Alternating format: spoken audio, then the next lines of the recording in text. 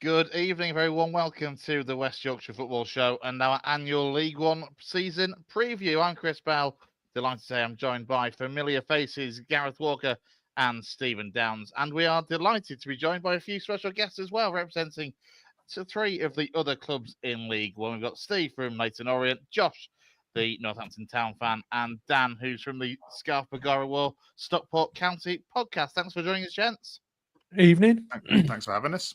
Hello. I mean, Steve and Josh, thanks for coming back. And Dan, a very warm welcome to the West Yorkshire Football Show. Thank you very much. And Downsy's disappeared already. He's had enough. I mean, that's the start as we need to go on. He's just scared, guys. That's all it is. He's just scared that Bradford City are going to finish above Huddersfield this coming season. He is absolutely petrified about that, isn't he? yeah. Terrified. Obviously, I mean, I was going to start by talking to Downsy about last season, when we all tried to say to him, it's not going to be easy as he thought it was 12 months ago, and it proved to be that way. But he's disappeared. So, Gaz, well, let's just reflect on how much joy we took from Huddersfield not doing as well as he thought they would. He was so confident, wasn't he? He predicted them, did he? I can't remember if he predicted them. It definitely top two, if not winning the league, didn't he? Definitely top two, he said last season. I just asked him before we went live when we first joined, and he says he's got them down for fourth this season. So he's reined it in a little bit, but he's still tipping them to hit the higher echelons, which I think they probably will do. To be fair, I have a sneaky feeling they'll do well.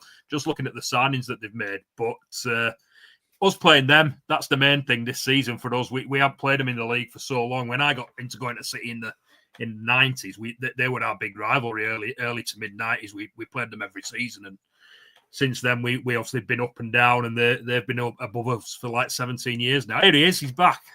He wanted to start with you, Downsy, and you disappeared. My laptop decided to restart itself just as we went live, so that was a great start. Anyway, I mean, I was going to start with you, Downsy, and just refreshing your memory, really, of last season when you were like, oh, Huddersfield will finish top two, we're going to walk it. And it didn't prove to be that way. Yeah. I overestimated. Underestimated the rest of the league, I think, is the key part here. Yeah, I underestimated the league and we failed miserably. So thank you very much for reminding me of how crap we were last season. Cheers, Chris. Thanks for our 6 points last year. Oh, yeah. Cheers, Josh. I mean, we've not been mates for like 10 years, but thanks for that. Yeah, to be fair, cheers for the 4 points as well, actually. All right. We don't need to start with the Huddersfield bashing, do we, on the League One show? What did Orient and Stockport get out of Huddersfield last year? We absolutely battered Huddersfield at the final game of the season. I think it was 4-1, wasn't it? It was 4. I mean, Huddersfield by that point, it was all right. I just want to point out it was a pointless game for us. We were glad to give you the points. Well, I was happy. I was eternally happy that Leyton Orient got into the playoffs because we let you win. Yeah, I mean, it was a great stadium, to be fair. I thought the actual stadium in terms of the setup was quality, and it was a great day out, obviously going and needing a win in your last League One game to confirm a playoff place, and you go and spank one of the biggest teams 4-1. But other than that, I think we played you at our place in November. I think when you still had the manager who had done all right, actually, I thought, and was quite unfairly sacked at the time. And you turned us over 2-0, rather unspectacular, but you got the performance done. And at that point, I thought Huddersfield still looked good for a top 6 finish. And obviously, we all know the way football can turn. And it turned and Duff was out. And then I think you just went on a complete downward spiral towards the end of the season, really. Yeah, around that time, you were kind of the one that sort of, it wasn't just you, it was a couple of games around that time that sort of put the death nail in Michael Duff's tenure at Town, to be honest. So we basically screwed up the rule book and we're having to start again, to be fair. Dan, what did Stockport do against Huddersfield? Can you remember? We played them over the Christmas period at Huddersfield. We lost 1-0 to, I think it was a Lewis Bate own goal in the first minute. It was. And then we did everything apart from score. Absolutely dominated the game and just couldn't score. And then we beat Huddersfield in the final run into the season, 2-1 at Edgeley Park. He scored in the last minute. Yeah. But yeah, and that was I think we that little run, then we went on to sort of secure the sort of playoff spot. But yeah, it was like you said, I think the fans enjoyed the visit. big stadium really for what we're used to or have been used to. So yeah, it was we're looking forward to going there again. Yeah, the stadiums were the only thing that is big for Huddersfield Town, really, apart from the width of them stripes on Downsy's new shirt. All right. Shall I just not bother? Let's start then by talking to our guests and reflecting on some of the seasons that they had. We'll start then with Steve, and for Leyton Orient. I'm trying to think back actually to kind of where you were sitting this time last year, mentality-wise, in terms of what you were expecting from the season ahead. And I actually kind of feel like you were quietly confident of a decent season, but maybe not quite as decent as it turned out to be ultimately. Yeah, I think you're spot on there. We when we was on this time last year, we just finished 11th, and we were kind of like, well, that wasn't too bad. We made a bit of a real late push for the playoffs, and just didn't have this strength and depth really to take that one further. And we knew it was going to be a difficult start. I remember coming on and telling you we had like our first couple of games were like Charlton, it was like Birmingham, Bolton, and Blackpool and Wickham were the first 4 games, and thinking that was a very difficult start, and we don't historically start too well, and that exactly happened. We took 1 point from the opening 4 games. We had a shocker with a keeper signing. We signed a guy called Zach Hemming on loan from Borough, and he literally made an error in every game in the first 4 games of the season, and we kind of found ourselves having to recruit quite late on in the transfer window to bring in a young keeper called Josh Keeley, who is a revelation at Orient, who I'm sure we'll probably end up talking about, as he's now joined Luton for £1 million and gone there. But started slowly. The turning point actually was around, we lost to Huddersfield at the end of November. And following that, we had Oldham at home in the FA Cup second round, and we were 1-0 down at home, looking at an FA Cup upset. And in the 92nd minute, the aforementioned Josh Keeley, the keeper, came up for a free kick, scores it, take it to extra time, and we win the game.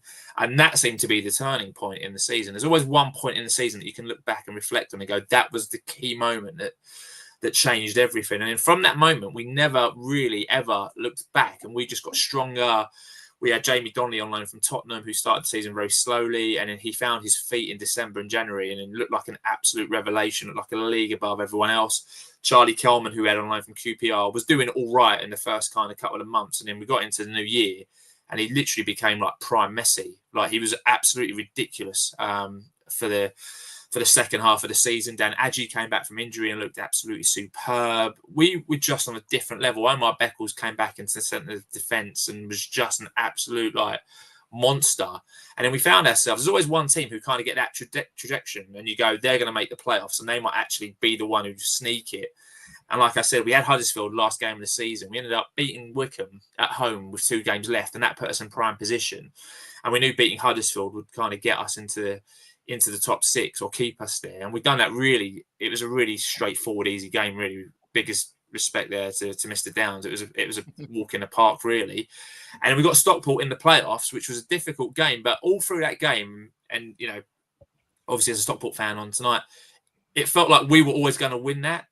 Stockport were the better team. Over the 2 legs, Stockport probably were the better footballing team. But, you know, when you're playing a team and they miss a chance and you score a chance, or you might score a goal that's 5 or 10 yards offside and somehow it gets given. But we won't talk about that on tonight's podcast. But we went to their place and it was like still intact. We got a really early goal and then they battered us. They laid siege to us. They hit the bar.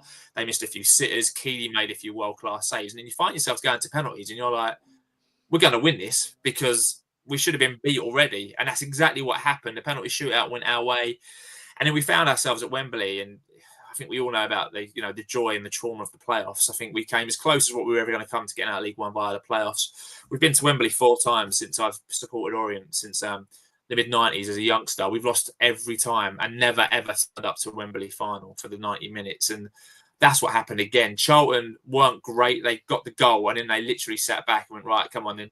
And we just had no answer. We went close. So I think upon reflection after Wembley, a really kind of disappointing end to the season. But you look back as a whole, and 6 in League One, I mean, we finished above some huge teams. Like, we finished above Huddersfield, Rotherham, Bolton, Barnsley, Blackpool. There were some huge teams who didn't really deliver. And that kind of gave us, I guess, the impetus to try and sneak in there and nick it. And Richie's done a great job. The loan signings all came to be top-notch players. It's very rare you sign 5 loan players and they all turn out to be absolute quality. And we had absolutely 5 loan signings who were all superb. We had a fan base who believed. We had a manager saying the right things. Everyone kind of clicked. So disappointing not to go up, right? And you look back on it and go, what if? But as a whole, what a brilliant season for Orient to finish 6th in League One. I think the big thing for us now is how do you better last season with the turnover that's happened and the teams who are coming into the division as well. So it's going to be a big season. But overall, last season, fantastic. Some great memories made.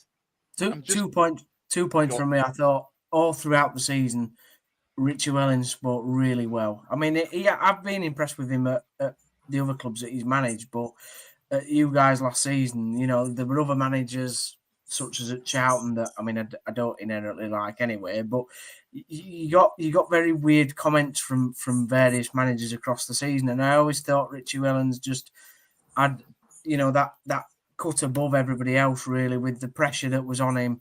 Because it's a massive thing, isn't it, for Orient to get in that position?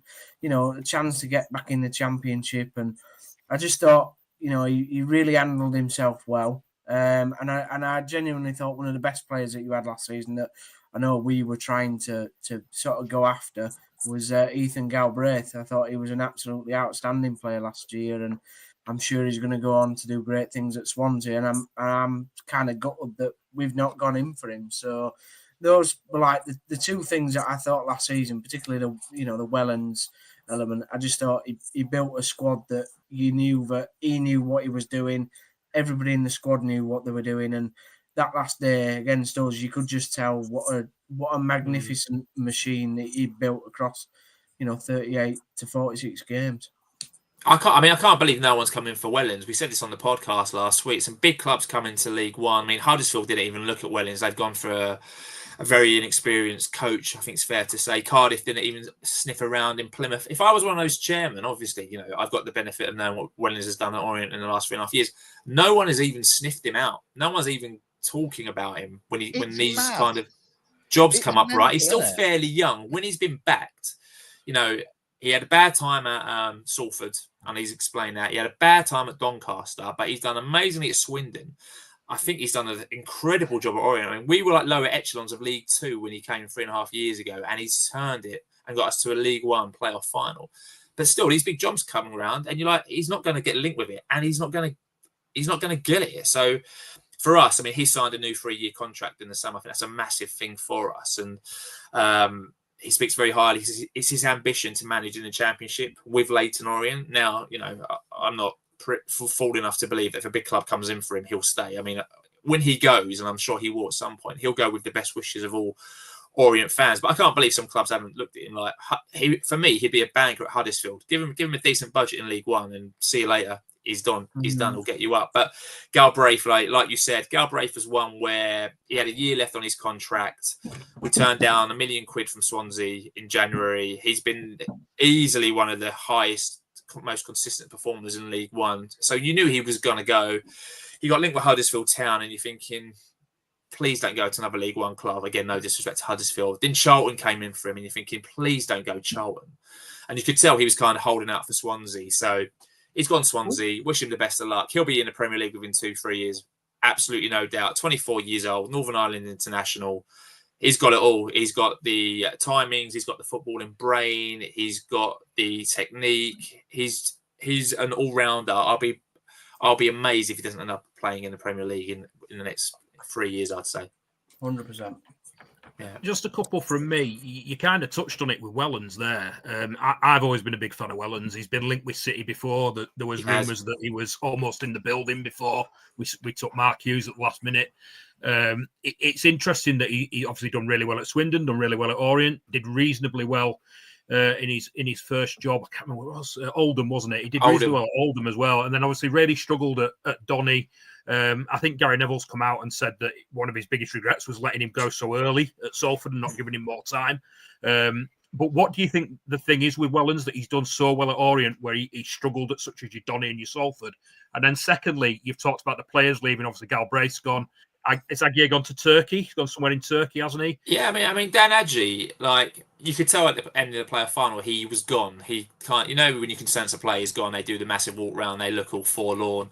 He's gone to the bloody Turkish Premier League. I mean, he's got a great deal, great agent, so fair play to him. But that was one where you thought, oh, he might end up in the Championship, or maybe upper echelons of League One. A great player, super player to be fair, and a great move for him to go to Premier League in Turkey. I'm not quite sure whether he'll excel there. That's one that remains to be seen. But I mean, Wellens is he's a great man manager. I think every player who kind of speaks about Richie or leaves the club goes, Wellens is a fantastic man manager. And it's just his eye for detail. Literally, he will change his system every game to make sure that the opposition you play do not kind of play to their strengths. And he'll constantly tinker, but keep it the same. And every player knows exactly what they got to do. They're organised. They all know what they want to do. And they'll all kind of leave the field with blood and sweat running from him. I think the main point that you made is that when he's not being given time, he's gone. And he said, I need 2 or 3 transfer windows. You've got to let me kind of get my system in play, get the mentality across, let me build what I need to build. So I think any team who gives their manager a year, 18 months, you see it all too frequently, right? Again, Huddersfield's a key example. I feel like I'm picking on Huddersfield tonight, but didn't give Duff any time to kind of, they gave him like two transfer window, like Richie has said, I need 2 to 3 to at least start that ball rolling and to get those players doing what I want them to do. So he's had the time now. He's taken players like Jordan Brown, again, another one who arrived on a free from Derby County just before Wellens joined us. He's now gone to Blackpool for like 400k. And that is because Wellens has kind of taught him how to be a prime League One footballer just by having that time and knowledge and ability to share with him as a central midfielder. So I think Wellens, give him time, he will build any club up. I say we're lucky to have him. He's been here 3.5 years. I think he's one of the longest serving managers in League One. And like you said, Adji's gone, Donnelly's gone, Kelman's gone, Galbraith's gone, Brown's gone, Keeley's gone, Curry at left back from Oxford, who was superb.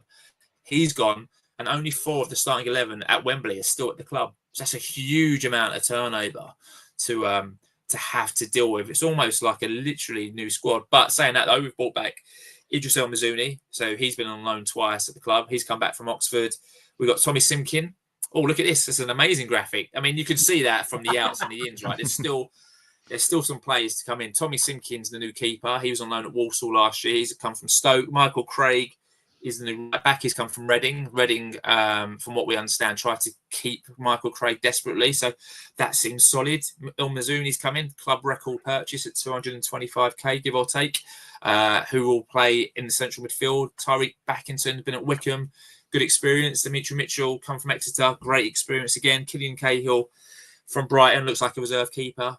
And in the big 2, I think when you look at that, really up top is Aaron Connolly, who there is no way Aaron Connolly should be a League One footballer. I mean, if you remember, 6 years ago, he made a Premier League debut with Brighton, scored a double against Tottenham, and everyone thought he was going to be the next big thing to come out of Brighton. I think he's had his struggles off the pitch, which have been well documented.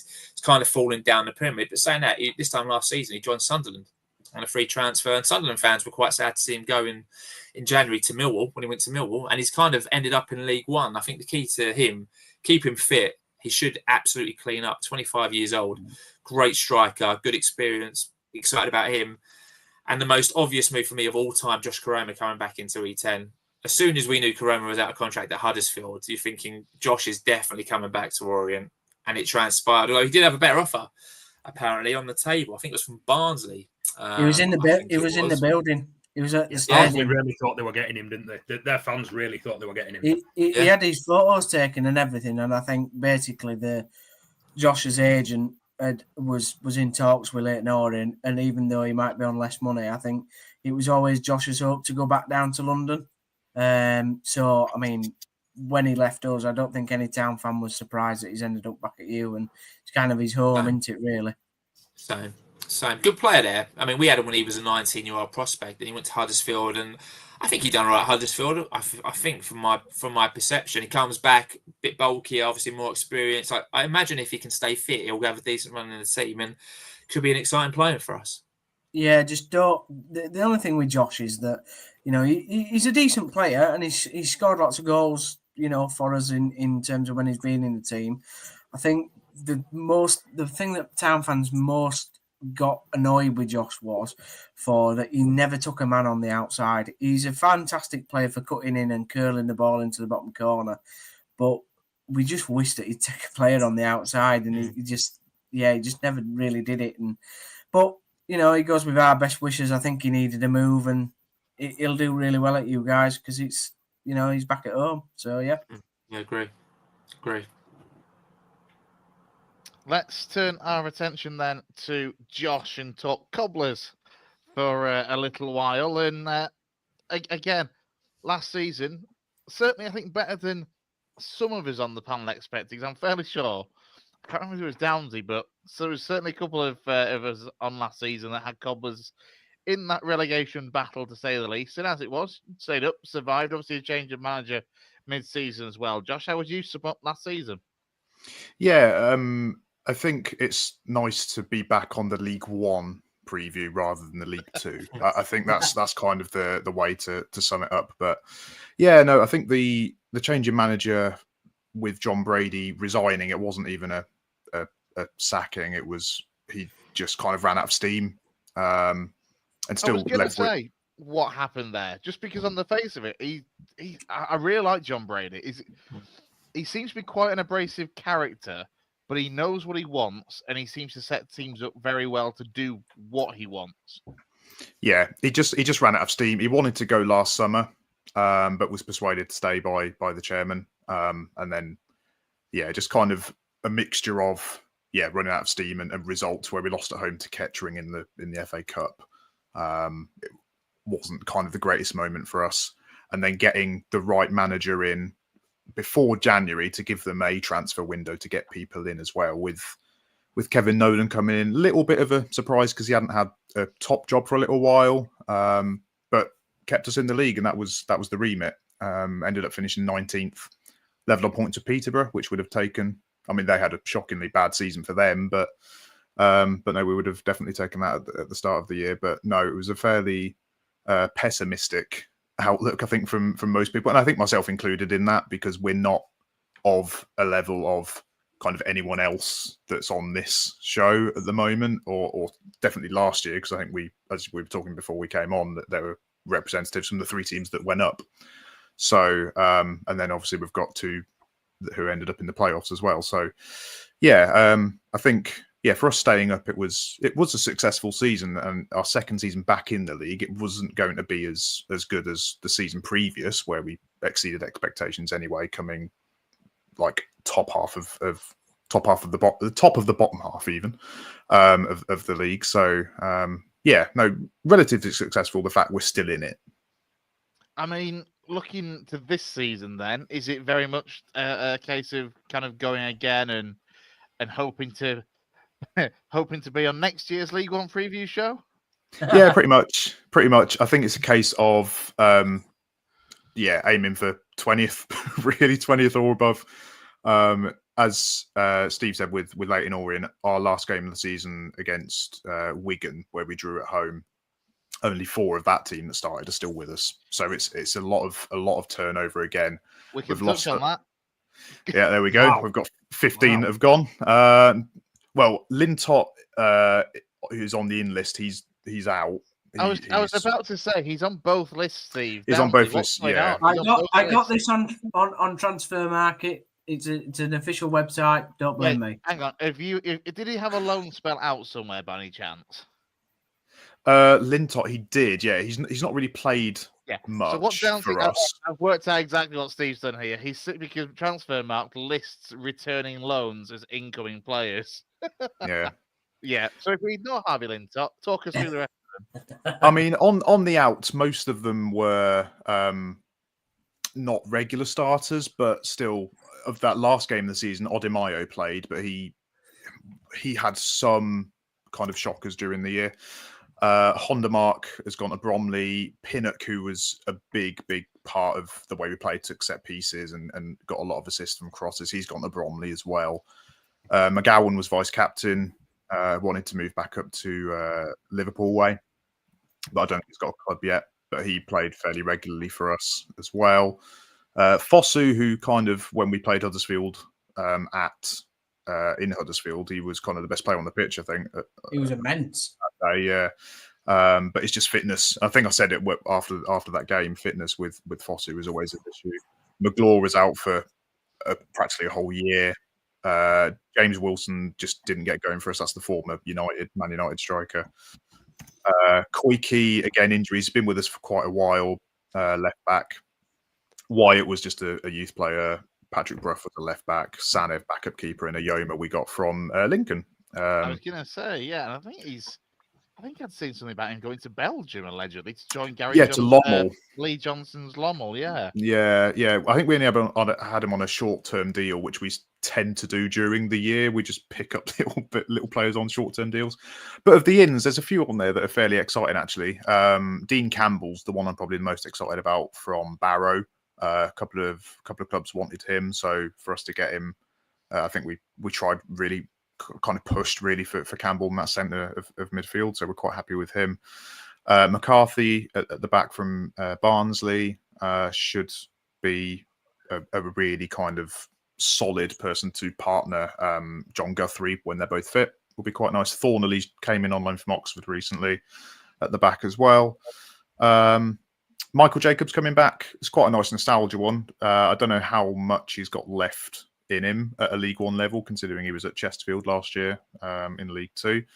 But hopefully him being back with us will kind of help him a little bit. And Elliot List coming in from Stevenage, I think, is quite a nice one for pace, and I think will kind of help up front. I think we still need a striker because we've only got List, Eves, and Hoskins really up top. So I think another one, because Hoskins and List aren't kind of out and out strikers. So and then a few impressed on his list though. He's always looked good whenever he's kind of been either playing against either Rochdale when I've been working or against Lincoln. He's always looked quite a promising little player as Elliot List. Yeah, quite happy to have him in. And then most of our players have come from Premier League clubs, but kind of they're under 21s. So Perkins from Forest, Wormleighton from Leicester has come in. Swire from West Ham. So we're picking up those players that have been released and kind of taking chances on those two. So hopefully one of them will, or more of them will be pretty good. Gaz? Yeah, I think a couple of names on that in list that I think City fans were kind of hoping that we might look at. Now, whether we did or not, I don't know. But I think Dean Campbell's a really good signing. Impressed me every time I saw him for Barrow. I think we were kind of linked with him early doors before it became apparent he was going to go to Northampton.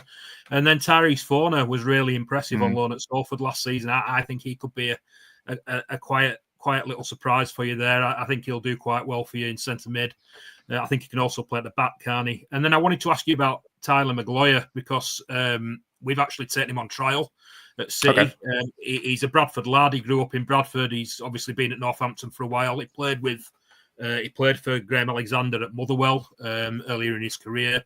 I believe he's had a few injury problems, hasn't he, at Northampton? And then we've actually had him on trial for 2 or 3 weeks now, and he's been out in Austria with a squad, and they came back this weekend, and he was one of only 2 that stayed with us, 2 of the trialists that we kept on, and he was one, and Jack Hunt, actually, ex-Town, was the other one that stayed with us. So, yeah, I just wanted to ask you about him, really, Josh.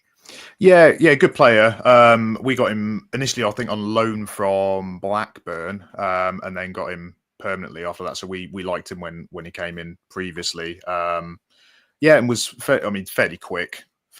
He's lost a little bit of the pace since the injury because he was out for about a year. Was it his cruise shirt? Yeah, did his cruise shirt. But no, he's a good defender, solid defender. Quite liked him. He just.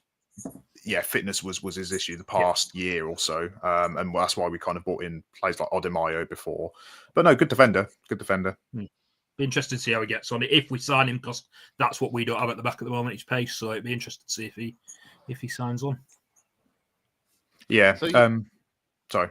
No, I was just going to say. So you kind of your final overriding thoughts then for next season. As I said, we kind of touched on it before, but I mean. I guess instead of that question, I'll ask you, what has Kevin Nolan changed? Because obviously we mentioned before John Brady was very good at setting up a side and getting kind of workmanlike performances and getting results out of a side. How has it changed under Kevin Nolan? Well, tactically, pre-season at the minute, he's going for, and training pretty much, he's going for like 3 at the back at the minute. So we're kind of seeing how that works and gelling together. We've played 4 pre-season games so far and haven't won any of them. So doesn't seem like it's going well to start. So it can only get better, Josh. It can only get better. I mean, we drew with Brackley, which doesn't sound great. Drew away with them. We lost at home to Cambridge, who are now a division below, 3-0. And then we lost to Norwich, and we've lost to Millwall as well, which you kind of expect, but we just weren't in either of those games. So we've got West Ham under 21s tomorrow at Sixfields. So hopefully a better performance from there before we play Birmingham in our final pre-season. And then we've got Wigan first game of the season, which would be quite nice to see the contrast to the last game of the season against Wigan, who have now got Dara Costello, who was a great loan signing for Kevin Nolan, actually really kind of kept us going the second half of the season, and he will do really well at Wigan. But yeah, no, it's just kind of tactical changes with Kevin Nolan, and I think actually just even a little series of stringing wins together will be quite nice. We only won 2 games in a row last year once, so if we can get like at least 3, that would be nice. But yeah, no, he's tried to play 3 at the back. It's not worked so far, but we'll kind of see in the next couple of preseason games if he changes anything there as well. Yeah, is this a thing? tell. Is this a thing with the EFL where they just can't be bothered to mix up the fixtures? So they're just like, oh, whoever played whoever on the last day, we'll stick it on the first day because we're playing Leyton Orient on the first day of the season. You know what I mean? Yeah. So our first away game of the season was our last away game of the last season. Yeah, it must be then. That's what we've done. The EFL couldn't be bothered to mix up the fixtures and just went, well, it'd just be easier, wouldn't it? We're just doing reverse order from last season. Yeah. Well, has anyone else had any pointless games moved for Sky coverage already? I mean, Leyton Orient at home to Stevenage has already been moved for a 12:30 kickoff on a Saturday. I mean, we're already in that world again. Well, we've had our game with Bradford move, but that is because police, and secondly because it is on Sky. And I know Gaz is absolutely fuming about the fact that he's having to travel from over the other side of Lancashire to Bradford for a 12:30 kickoff. I mean, it won't take me as long, thankfully. But we're kind of hoping we'll have less because we had loads last season. But we're hoping, obviously, being a smaller fish in a bigger pond might mean we have less moved. But I think the town one was always going to get moved, and I presume the reverse one, the one at Huddersfield, will get moved as well. Like you said, just for police as well as for Sky. Yeah, our home game with Blackpool has been moved for Sky. We haven't got anything with Blackpool. Yeah, brilliant. So I don't know why that one is, but go on, Dan. No, as I say, our opening weekend fixture against Bolton's been moved to the Sunday, 12:00 kickoff. Obviously, anybody that's going to Stockport during August, the train station's shut down during August, so there's no trains going in and out of Stockport at all during August. That'll include the Bradford fixture, I believe. So yeah, no, that was the first one, but the one that's sort of surprised us all, they've given us Plymouth away on international weekend, so we all know that's going to get called off, and it'll end up being a Tuesday night to Plymouth. Yeah. Oh, fantastic! That's just the great thinking of the EFL, isn't it? And it's just unfortunate that you'll have no away fans during the August period then, because nobody was able to get to Stockport. Fantastic. I mean, that sounds like terrible planning from Network Rail for a start, just to shut Stockport Station for the first month of the season. It's the road, the replacing a bridge, which is actually a roundabout. So when you've ever been to Stockport, there's a big pub called the Armory, and there's a roundabout. Well, that roundabout is actually a railway bridge, and they're replacing the actual bridge. So the roads and the bridge has been shut off for about 9 months now. But like I say, they have to obviously do the final bits of the work. They have to stop all the trains going on the tracks. So yeah, during August there isn't any trains going in and out of Stockport. So yeah, if you come from Sheffield or anywhere like that, you'll end up having to go into Manchester, Piccadilly, and then get a bus. The important question is they're not replacing the pub, are they? No, the pub's still open. Dan, why didn't they do this work in June? Yeah. Well, they'd say the work's been, I think they started it in January when the road had been shut off and everything. It's been a little bit chaos, but you get round it. Literally, if it's a roundabout. This is the kind of Stockport updates that I was not expecting us to get. But I'm loving it. I'm loving that this is where we started. We talk Stockport County now. This is the content we like to bring you on the West Yorkshire Football Show. If you've got any more roundabout updates in London, around Leyton Orient, please do let us know, mate. Well, and And if you've not been for a while, they've changed the pie supplier as well at County. So, Oh, hang on. This is big news. Joe, I had the pie. It was a decent pie in the playoffs. There's good parking, a great away pub. I think it was a tavern we ended up in before the game, and good food and a great result. I thoroughly enjoyed. And to be fair, I thought Stockport was a great ground. I really enjoyed it. It was a proper. I like going to Stockport too. Some of these grounds now, some of the newer grounds, they don't feel like football grounds. Stockport felt like a proper football ground. I really enjoyed going there. As somebody that works for Rochdale and was there on the day we were relegated from the EFL, and I've been there many times in the past with Guiseley as well and taken batterings at Edgeley Park. I don't miss going to Edgeley Park, to be honest. I like it as a ground; it's a great stadium, but I just never have any luck there. No It's all right, success Chris. whatsoever. You'll be fine this season as well when you visit when Lincoln get battered away this season as well. But the good news is though that if you've been in the railway end, which is the opened end terrace. Talk us through this. That's where I've been every time I've been there. Yeah. They've actually applied for planning permission to put a temporary roof on there in September, so you won't get as wet as you normally do. Talk us through the expansion plans as well, because I've only seen some rather, I'll be honest, rather grand-looking plans for Edgeley Park, and if it comes to fruition, it looks like it will be stunning. Yeah, so obviously, when you come to Edgeley Park, the big stand, the Cheadle end, is obviously sticks out like a sore thumb. The plan is, at the moment, it's about just over 10,000 capacity.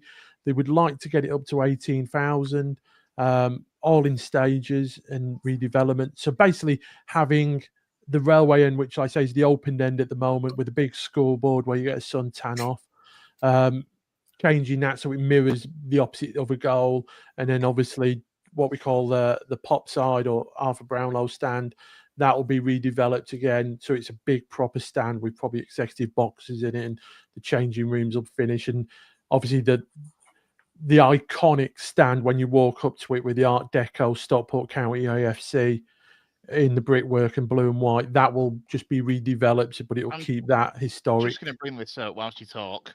Yeah. Wow. I mean, look at it. That's Do you not think stunning. Do you not think it might lose some of its character though? Like, when you go to Stockport, you expect to either get a suntan or be soaked through to the skin. Well, I'm in the Cheadle end, so I'm in, like I say, the big stand that's already there. So no, I mean, like I say, it's the owner is optimistic, he's ambitious. We've like I say, we're the only club in Europe that for the last 14 years has improved on its league position year on year for the last 14 years. The owner, since he's bought the club in 2020, has put nearly £30 million into the club. Obviously, we've not done it in a way that, obviously Wrexham have done it with the show and all that lot. We've done it our way. But yeah, these ambitions there, and like I say, owner's ambitious. Dave Challoner's, an ambitious manager. Another record with him that he's never finished out of the playoffs when he's had a full season at a club. He's always gotten promoted or in the playoffs. So yeah, it's there is ambition there, and like I say, Mark Stott, the owner, is constantly putting his money where his mouth is. One of the first things that he did when he took over the club was that he went and got the Carrington training ground that Man City were using. We were training at schools and wherever. He just went and got the training facilities, and their Premier League standard training facilities. And, players that have signed for us, when they've been interviewed, they've said that when they got shown around the training facilities, that was what made them sign for the club and was the clincher. They knew that this was a club going in the right direction. So, yeah, it's probably the best time in my life to be a County fan, to be honest. Is he a local man, the chairman? The owner? Yeah, is he a Stockport fan? Is that what's pushed him to do this? I think, in all fairness, he was a City fan, but he's a Stockport lad. He worked for the local rag in the car selling section of the local rag. Then he got into property, and like you say, I think he's now listed as one of the top 100 richest people in Britain or something daft. He has a lot of property in Dubai and Manchester and stuff like that. It's the same again when players. He has a lot of like the big flats and stuff in Salford Quays. So when a player signs, if they haven't got family or anything, he just sticks them in what we call Vita Towers with all the other players, and I say they get the deal, and it works well for them. Yeah. As with the documentary with Wrexham, I always thought watching it, Stockport kind of got a bad rep through it because of the angle that Wrexham were going for. And actually, you're a big, proud, historic club that I always remember being in the Football League and being at a very good level. And actually, your story is probably even more impressive than the Wrexham one. And do you think because of you've had to rival Wrexham over the last sort of 2-3 seasons, you've kind of been sort of lost in that euphoria because of what's happened in Wales? From the outside. Yeah, but to be honest, I think most county fans are happy about that. We've not really, we don't like to be the hunter. The spotlight's on. We like to be the do the hunting, and yeah, I think most county fans have enjoyed not actually having that media circus around the club that has been with Wrexham. And don't get me wrong, really good history with Wrexham. A club that we've played over 100 times in our history. And the legacy fans that are there are brilliant. Obviously, with the hype in the media, that there's a lot of fans that have jumped on the bandwagon that have never even been to Wrexham or know where it is, or things like that. But that's the nature of it, I suppose. We've got 10,000 seat stadium. We sell 6,500 season tickets. We have away fans that will lose their mind because we only give them 800 tickets, opposed to giving them the whole railway end at times.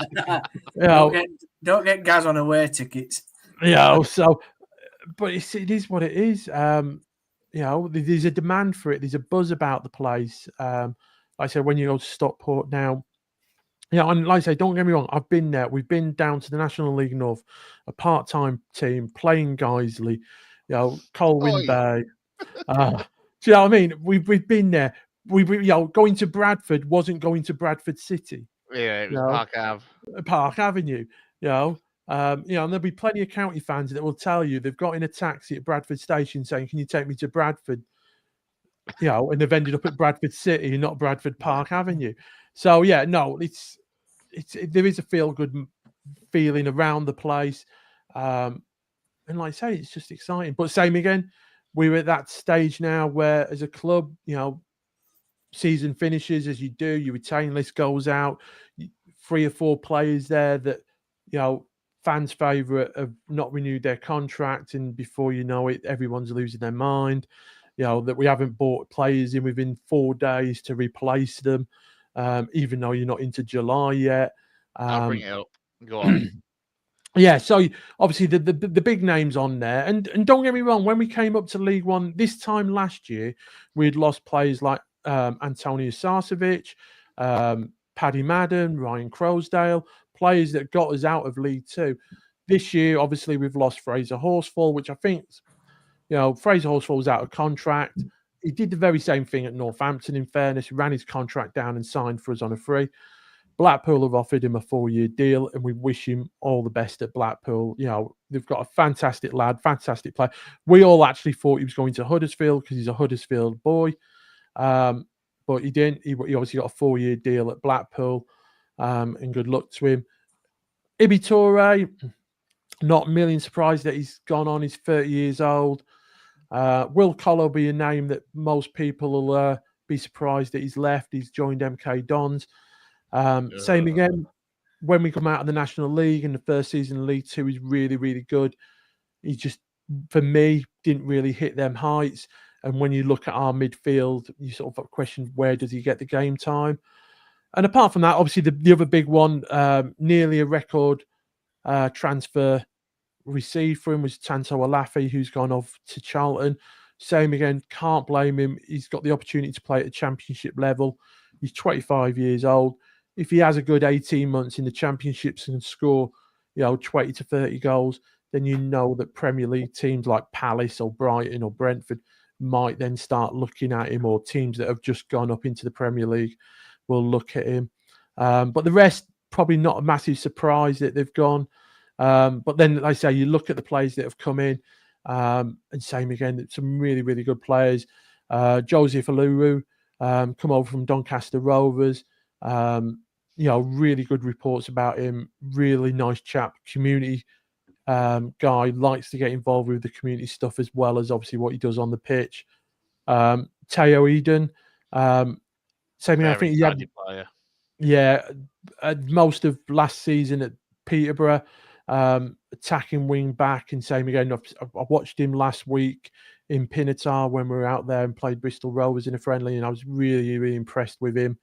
The other one that's coming from Peterborough, which is a record signing. They said it's undisclosed, but it's a record, so we know it's over 800 grand, and the rumours are it's 1.1 million we've paid for him, which is like Malik Mothersill.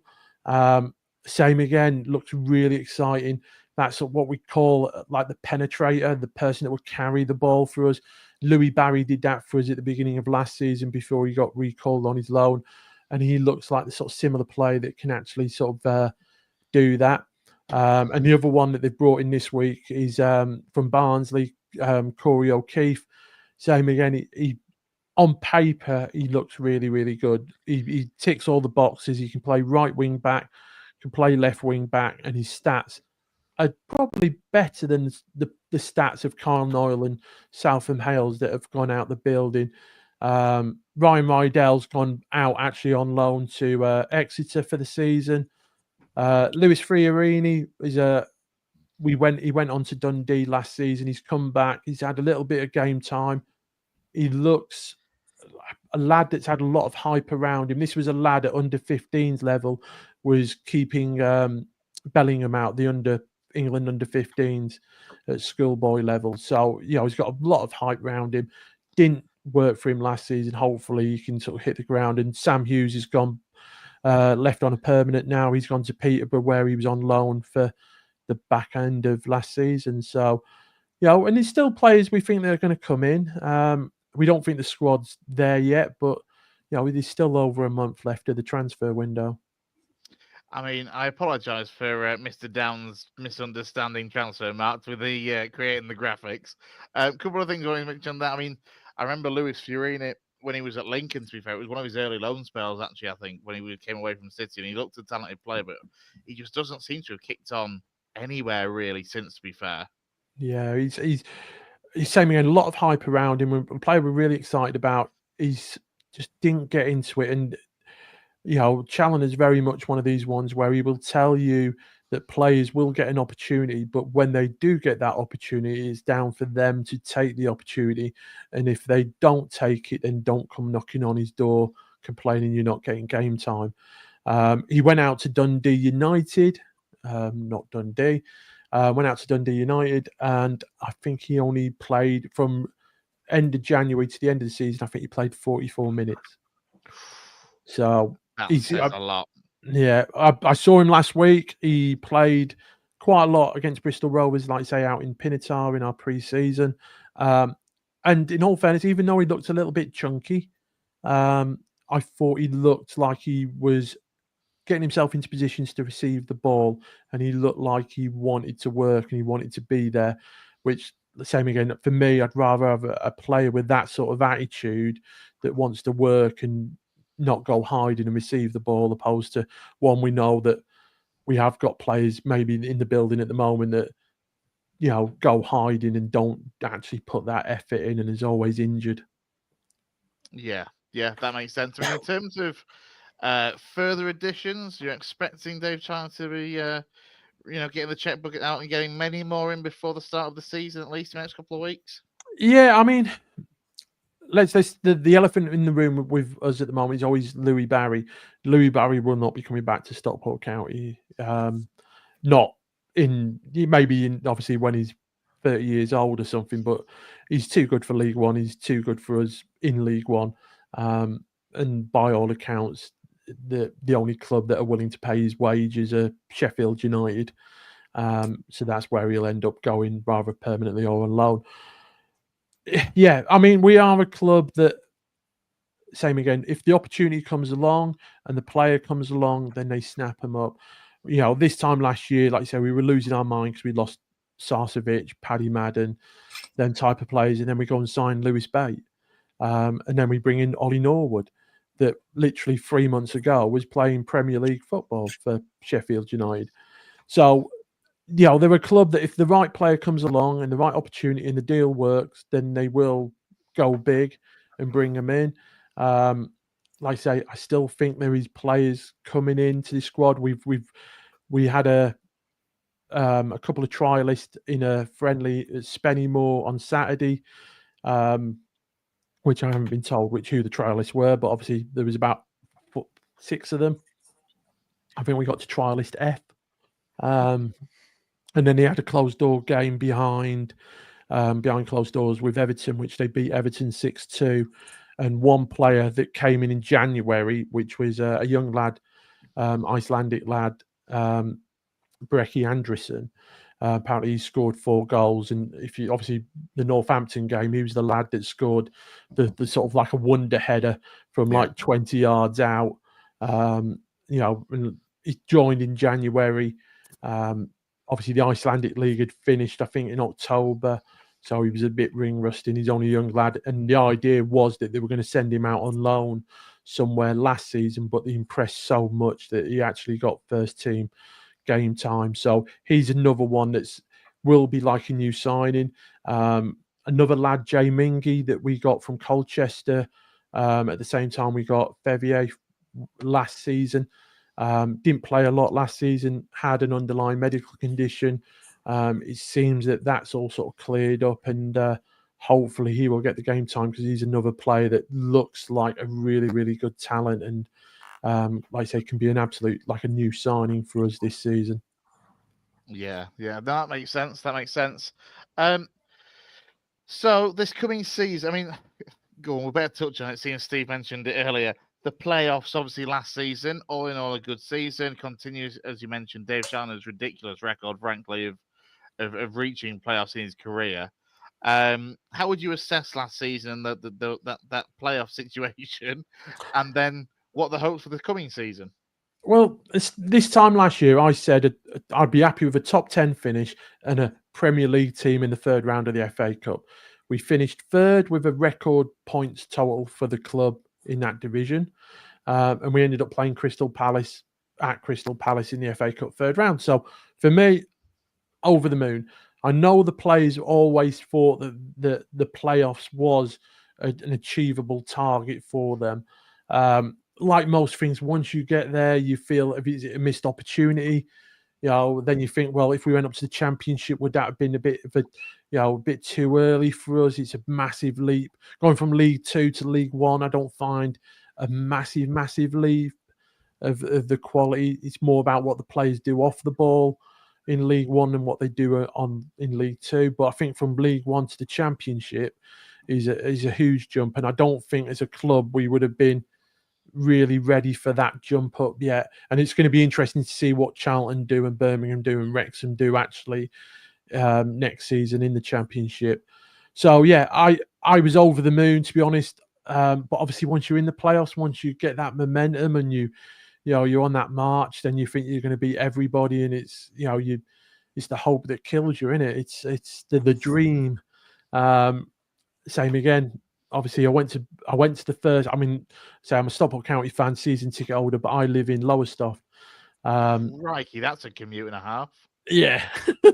So if you know where Lowestoft is, it's the nearest motorway to me is actually in Holland. So if you've ever been to Great Yarmouth for your holidays or Norwich, it's not a million miles from there. So yeah, I like to say I was over the moon, to be honest. In reflection of our season, I think we really done, and we, like I said, we're building on. We know now what to expect. This time I'm looking at clubs like Blackpool, Huddersfield, Barnsley, Bolton. These are all clubs that have played in the Premier League at some point. Rotherham coming down as well, and you think, oh, they're going to be in the top 3 as well, and and didn't say found it easier, but I found that we made that step up to League 1 and competing with them sort of teams a lot easier than what I was anticipating at the start of the season. And and this season going forward, I think the nucleus of the team is still there. Yes, there's going to be changes. Dave Challoner said out in Pinatar that looking to increase our XG, create more chances. And when you look at obviously the XG table for last season, we came second in it behind Birmingham. One of the highest scorers in the league. We conceded one of the fewest goals. So I'm excited. I'm really, really excited. But saying that, I've been excited before, and then we go and lose the first 3 games of the season. So that's football, isn't it? That is absolutely football, full stop. What we'll do is we'll quickly, Gaz, we'll run through our clubs nice and swiftly, and then we'll discuss our kind of what we're expecting from the top 6s and the bottom 4s of League One. So, Mr. Downs, we'll come to you as the seasoned veteran of League One out of you and Gaz. Last season. What about you, Lincoln? I said out of you and Gaz. Look, it's the West Yorkshire football show, not the Lincoln City football show. No, we will touch on Lincoln though after Gaz. For Town, last season was definitely a reality check. After 2 seasons of fighting like dogs in the Championship and then coming back down, to League One, I thought it was going to be. No, I didn't think it was going to be easy, but I thought it was. We'd had a better chance of being up there. It didn't work out for Michael Duff. I agree with Steve that, I was a bit surprised that, I would have kept Duff. I think he was all right. We weren't going to. I think we might have just scraped the playoffs, but I wasn't convinced, to be honest. But by the end, it was another example of the players getting a manager out, and we gave it to Worthy for 10 games. I wasn't convinced with that. I like Worthy. He's a club legend, academy manager. He had a crack at it, but within 3 games, it all fell to bits. And you were just giving points away, weren't you? Yeah, by the end, I mean, it was just. You might as well have had me in charge, to be honest, and we'd have probably picked up more points. The players that that were there, that we have released, have basically been released because they've been there for too long, and the entire squad needed a refresh. I mean, we tried to refresh it last season. I'm surprised you could fit them all on one page, to be honest, mate. It's true. So we had to have a refresh last season. We had a half refresh, and thankfully we've managed to get most of the players out that we wanted to this summer. Obviously, Josh Carome has gone to Leyton Orient, good signing for them. Matty Pearson's gone to Doncaster. Scott High's gone to Barnet, although I think we all expected on this show for him to go back to Halifax, and I know Dave's a bit gutted that he's not gone back to Halifax. Sorba Thomas, we've sold to Stoke for 2 million. Brodie Spencer's gone to Oxford for, I believe, a fee of around 500 to 750 grand. He was in the last year of his contract, wouldn't sign a new contract, and has refused for the last 2 years to sign a contract. So if he didn't want to be here, goodbye. And Tom Yapenda's gone out on loan, young kid. Tom Lee's he's still training at Huddersfield because he had an injury, but he's not got a club yet. Danny Ward we've released, who's been there for a while. Same with Josh Ruffles. Same with Ollie Turton. Johnny Hogg, obviously, over 450 games. I think he played for Town in the end. Absolute club legend. Thought he might come back as a coach, but we released him. Chris Maxwell. Tears over that one yet? Yeah, still crying, mate. Chris Maxwell, he's left on basically retired from football. Nigel Longvite was on loan. I've also missed off that list Callum Marshall, who also was on loan, and Chirua, who went back to Wolves. You've also missed the almighty Kyle Hudlin, who's now going to be the biggest man in Vietnam. Yeah. We're really going to miss Kyle Hudlin at 6'9", that can't head a football. Anyway, moving on. Lyndon Gooch, we brought in on a free. He ex-Sunderland and Stoke, a very good player, I think, at this level. Can play left back. Murray Wallace has returned to the club 8 years after he left. Returned from Millwall, so that's a good sign. You what, Chris? I said, and absolutely no quicker than he was when he was there the first time. No, he's 10 times slower than when he was the first time, and to be honest, I can run 3 times faster than what Murray can. But there we are. You've got a very high esteem of yourself tonight, mate. Quicker than Murray Wallace and a better manager than Jonathan Worthington. Yeah. Joe Lowe from Wickham, we bought on a tribunal fee. Hopefully I think that should have gone through now, but he's been playing, so it must have done. Sean Rowan, absolutely brilliant signing from Lincoln, and another player that we've nicked off Lincoln. Bigger club nicking a smaller club's player. So I was happy with that. Ryan Ledson from Preston should be one of the standout midfielders in this league. His wife will be one of the standout wives. I don't know if people know You're going to get cancelled here, Gaz. Give up. Yeah, you might have to. I don't know if the other lads on the podcast know who his wife is, but yeah, so I'm sure everybody's happy with that. Marcus Harness, we've got from Ipswich. Good player. Obviously, Lee Grant knows him well. Jack Watmore, another player from Preston who is decent defender. Josh Feeney, who's been outstanding in pre-season so far, was at Shrewsbury last year and played, I think, nearly 40 games, only 19. So he's on loan. And Owen Goodman, who was, I think, probably, we could all say, was the standout goalkeeper in League Two for Wimbledon. Amazing goalkeeper. Last year. So I'm happy with Town's business so far. I think we need to sign 4 or 5 more players. I'd like us to sign some attacking threat if we can, even if it's more in like wingers midfield form. But as ever, the key thing with Town is probably by the time we get to play Leyton Orient on the first day of the season in 2 weeks' time, we'll probably have 9 injuries. So that's what I'm excited about. The key thing, I guess, to ask is, obviously, you go into this season with a man that's never been a first-team manager before. How's pre-season shaping up? And where do you stand now? Because I know when he was appointed, you were optimistic, well, cautiously optimistic, but the Town fan base was as polarised as it could be, from what are we doing appointing someone with no first-team management experience to what a great young coach he is, let's give him a chance. You mean it's a normal day on the Town forums? Is that what you're saying? Yeah, exactly that, mate. Exactly that. Unlike probably every other fan base on here that is quite together, Huddersfield Town fan base loves to have an opposite view of each other. So I think, pre-season so far has gone okay. We've had, we won yesterday. Bojan scored. How are you not excited about the prospects of Bojan Radulovic this season in League One?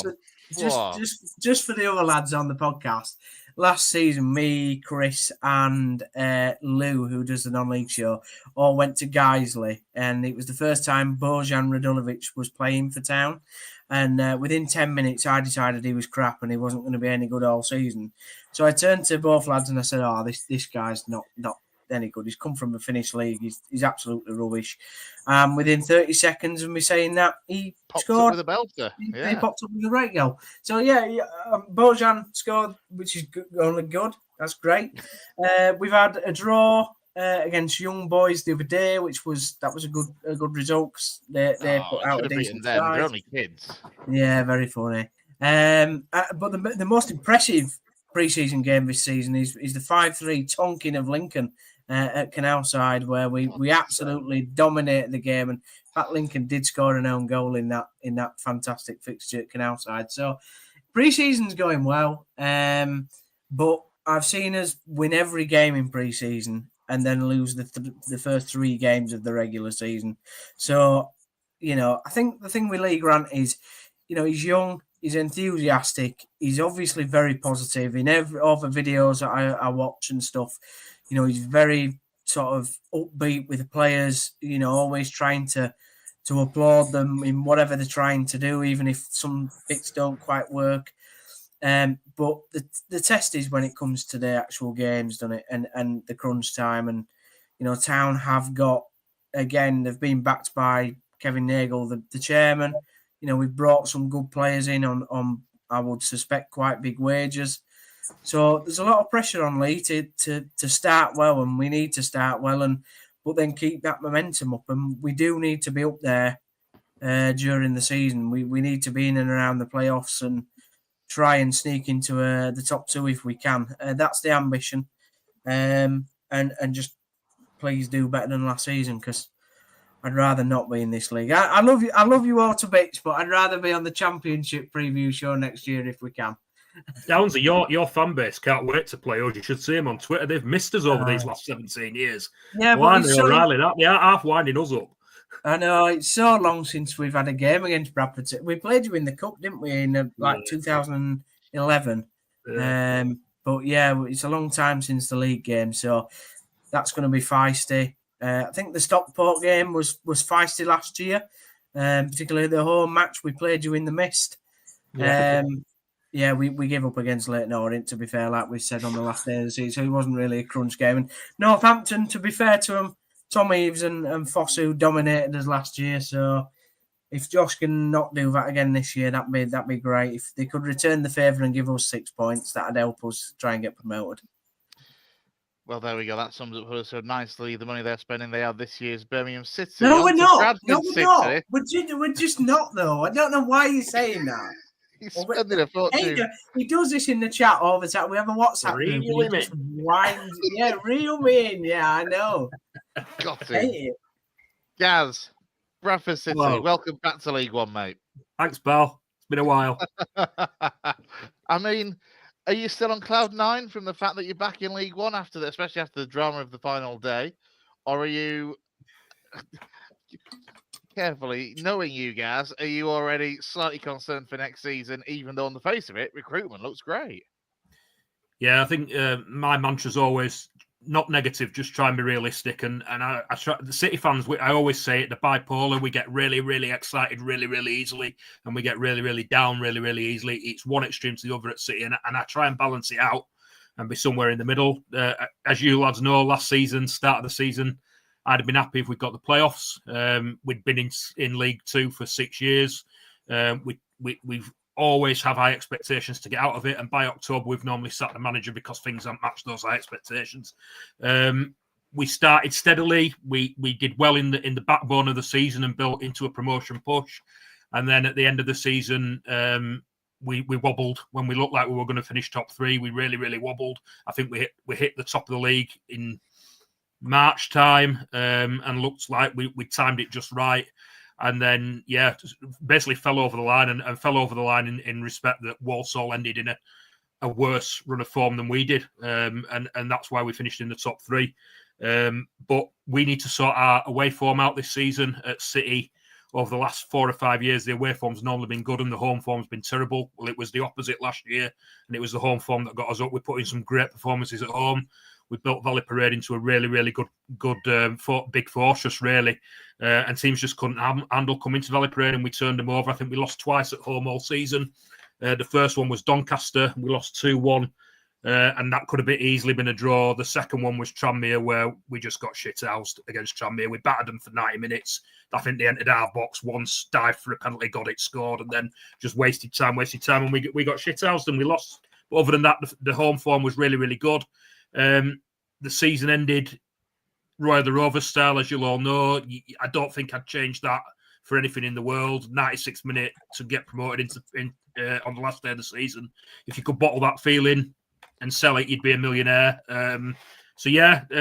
Couldn't have wished for a better ending.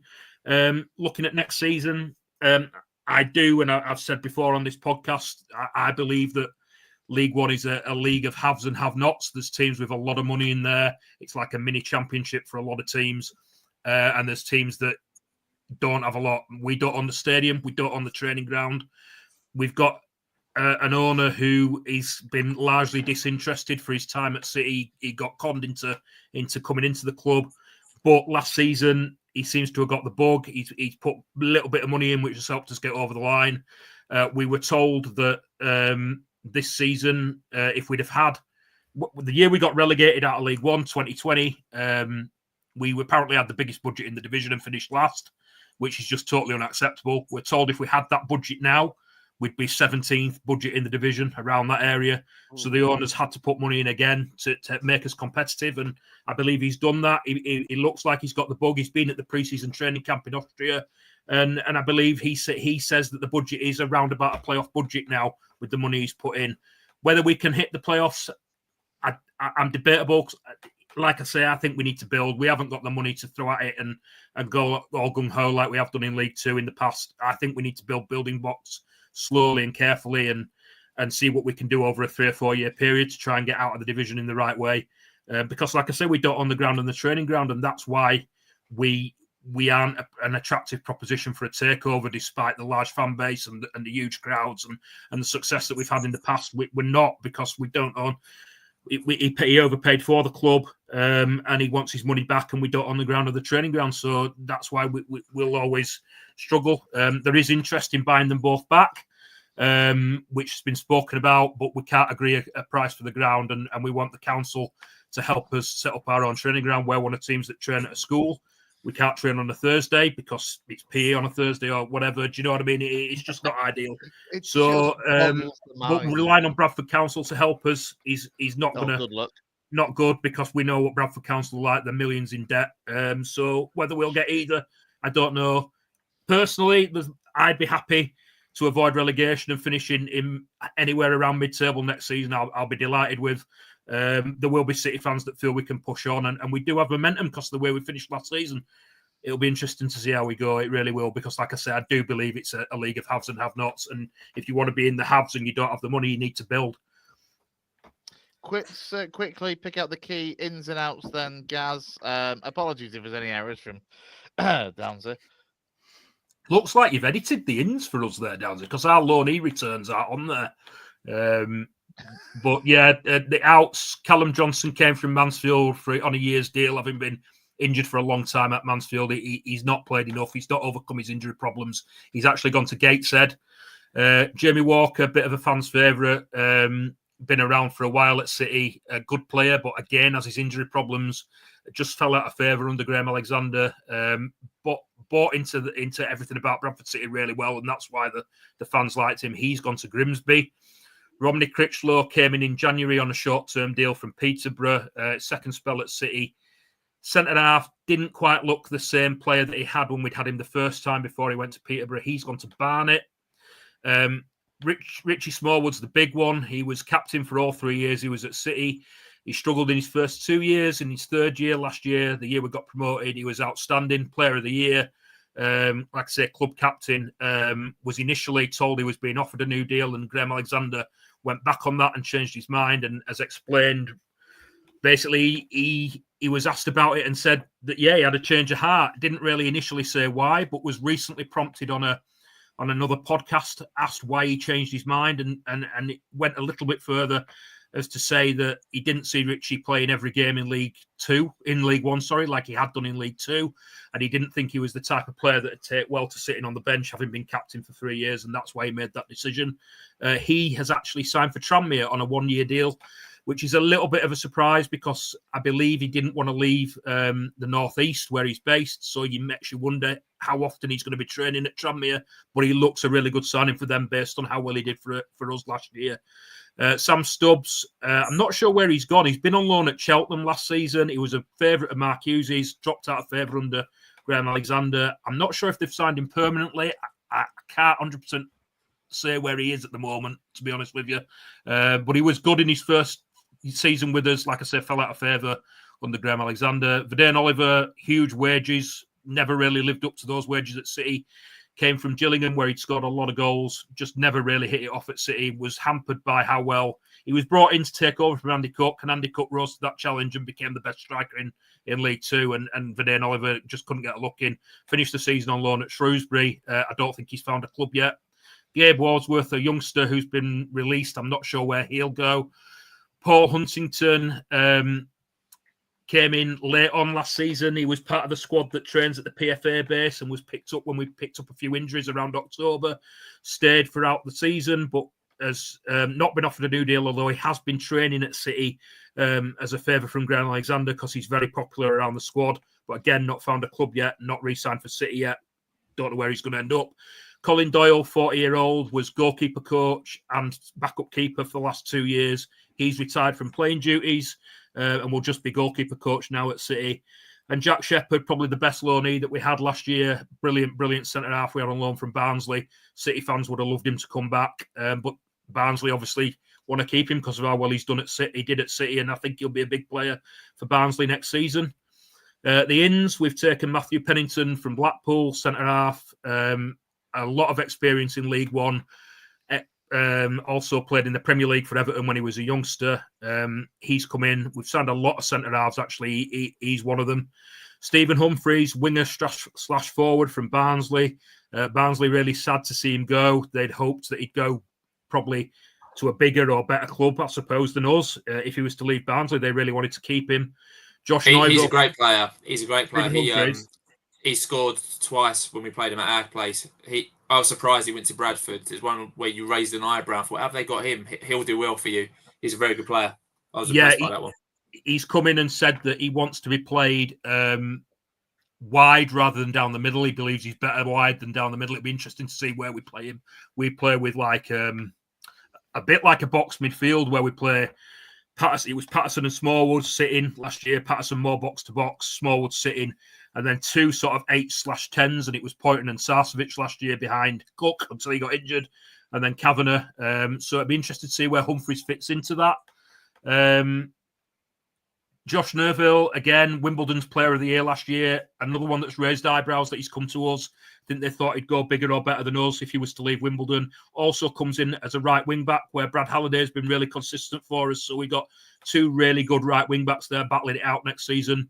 Ibu Toure from Stockport. I know Stockport fan mentioned him before. A favourite of Graham Alexander's, had him at Salford earlier in his career. Obviously got promoted with Stockport to League One and was he fairly regular at Stockport last season? Yeah, I mean, he's one of them ones. We played him as a wing back, and when you've got somebody like Louis Barry in front of you, all you have to do is run to the halfway line and pass it to Louis Barry.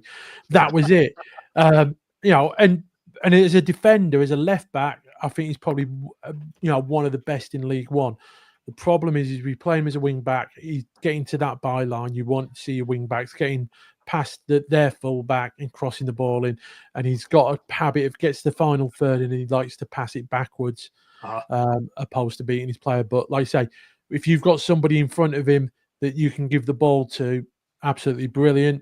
If you play a back four and have him as a full back, absolutely brilliant as well.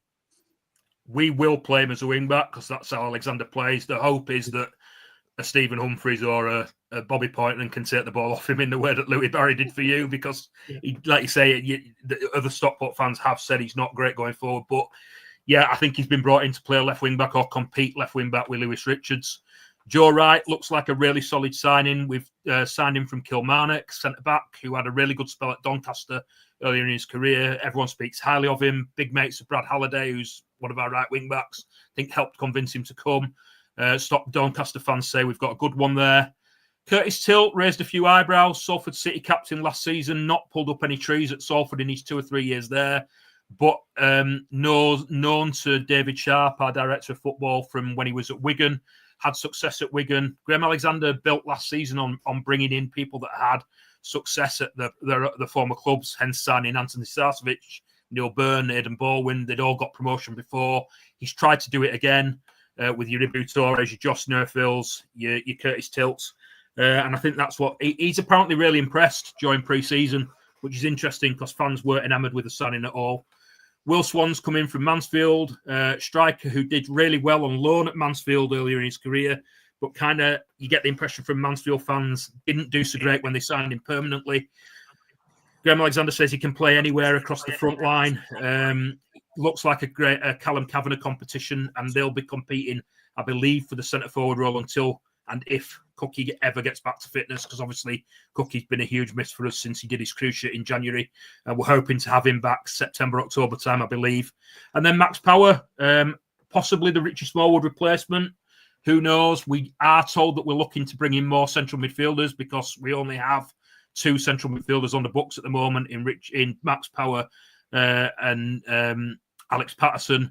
Max Power, great career again at Wigan and Sunderland, promoted out of League One in the past, which has obviously attracted Graham Alexander. The worry about him is that he spent the last year in Denmark and I think Saudi Arabia, so how much he's got left in the tank might be a bit of a worry, but if you're looking at his pedigree in League One, looks a good signing.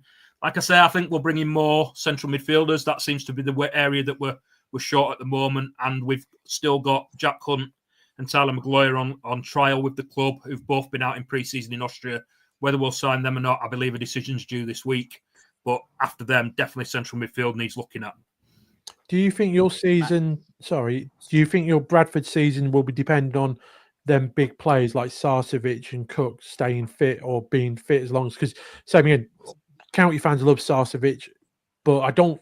And obviously, he was a key part of you going up, but I don't think he played as much or many games as I thought he would do for you guys. He came in start of the season and he got injured really early. He did something to his knee and was out for quite a long time. When he came back, him coming back coincided with Alex Patterson coming back, who'd had a similarly long time out with a hamstring injury. Those two coming back into the side coincided with Andy Cook getting injured and doing his cruciate at Barrow on New Year's Day. City fans are just praying that we get to see those three in the side together at the same time, because obviously everyone knows how reliant we've been on Andy Cook in the past. He never got to play with Sarcevic and Patterson properly. Sarcevic then picked up an injury towards the end of the season. I think he did his hamstring. I can't remember what game it was, but the rumour was he was going to be out and miss the end of the season. He came back 2 or 3 weeks before the end of the season and probably helped us get over the line or helped us fall over the line. He was that instrumental to us last season. But I agree with you. Keeping him fit is the big thing. I'm not sure. Did he play deeper at Stockport towards the end of his Stockport career? He's one of them ones that he played number 10, basically. There's a few times he sort of played that number 8 role, but yeah, mainly behind the striker, linking it all up between the lines. And, him and Paddy Madden just on a different level. They've already passed above, moved the ball on before they've even received it. And that was always the issue we found, that players weren't on their wavelength. Yeah. It'll be interesting to see how well he can do in League One at his age, but he was massive for us last season when he played. Like I say, keeping him fit is going to be the main thing. Him and Alex Patterson, if we can keep them fit and get Cookie back in the side, I think we'll do a lot better than if we can't. Right. So, thank you very much, Gaz, for that. Can Gaz do this bit, please? Not no, you, it'll only be 5 minutes long. No, shut up. These two love to wind each other up, lads, and that's why Chris is saying what he's saying, because he knows Downs is going to try and reel him in. No, I'm not. So, guys, thank you very much for the Bradford City part, and obviously, we don't wish City well, but we kind of do on the show. So, Chris, are you looking forward to your relegation tour of the country in League One this season, where you're going to get battered from Leyton Orient to Northampton, up to Stockport, and obviously by Town and Bradford here in West Yorkshire? You've only brought in 2 players so far, and it's looking bleak down in Lincolnshire, where they're short of sausages so far for the fans to enjoy. This is what I have to put up with on a weekly basis, lads. Count yourselves lucky. I thought it was 2 players, but then you seem to have pulled another one out of your backside, because that's a returning loanee as well. Is JJ? That's what Transfer Market said. Market. Returning loanee. Well, he's gone back to Burton Albion now, a little bit disappointingly. Before I kind of go into the ins and outs, you're probably not 100 miles away. I'm really not that optimistic for next season. We've had some decent seasons in the past, and I'm at a point of frustration with Lincoln as a Lincoln fan, where we haven't capitalised on making the League One playoff final against Blackpool in the COVID seasons. I think 2021, I think it would have been, when we beat Sunderland in the playoff semis, had Blackpool in the final. And since then, we came so close the year before last to making the playoffs. I mean, last season was just meh. It was all right. It was just a mid-table finish. And I mean, I've banged on to you two in particular for a long time at how frustrating it is to see so many clubs go up to the Championship and do all right, even to come back down, or sides like Brentford, Brighton. They were League 2 sides when we were kids. What the hell are they doing in the Premier League?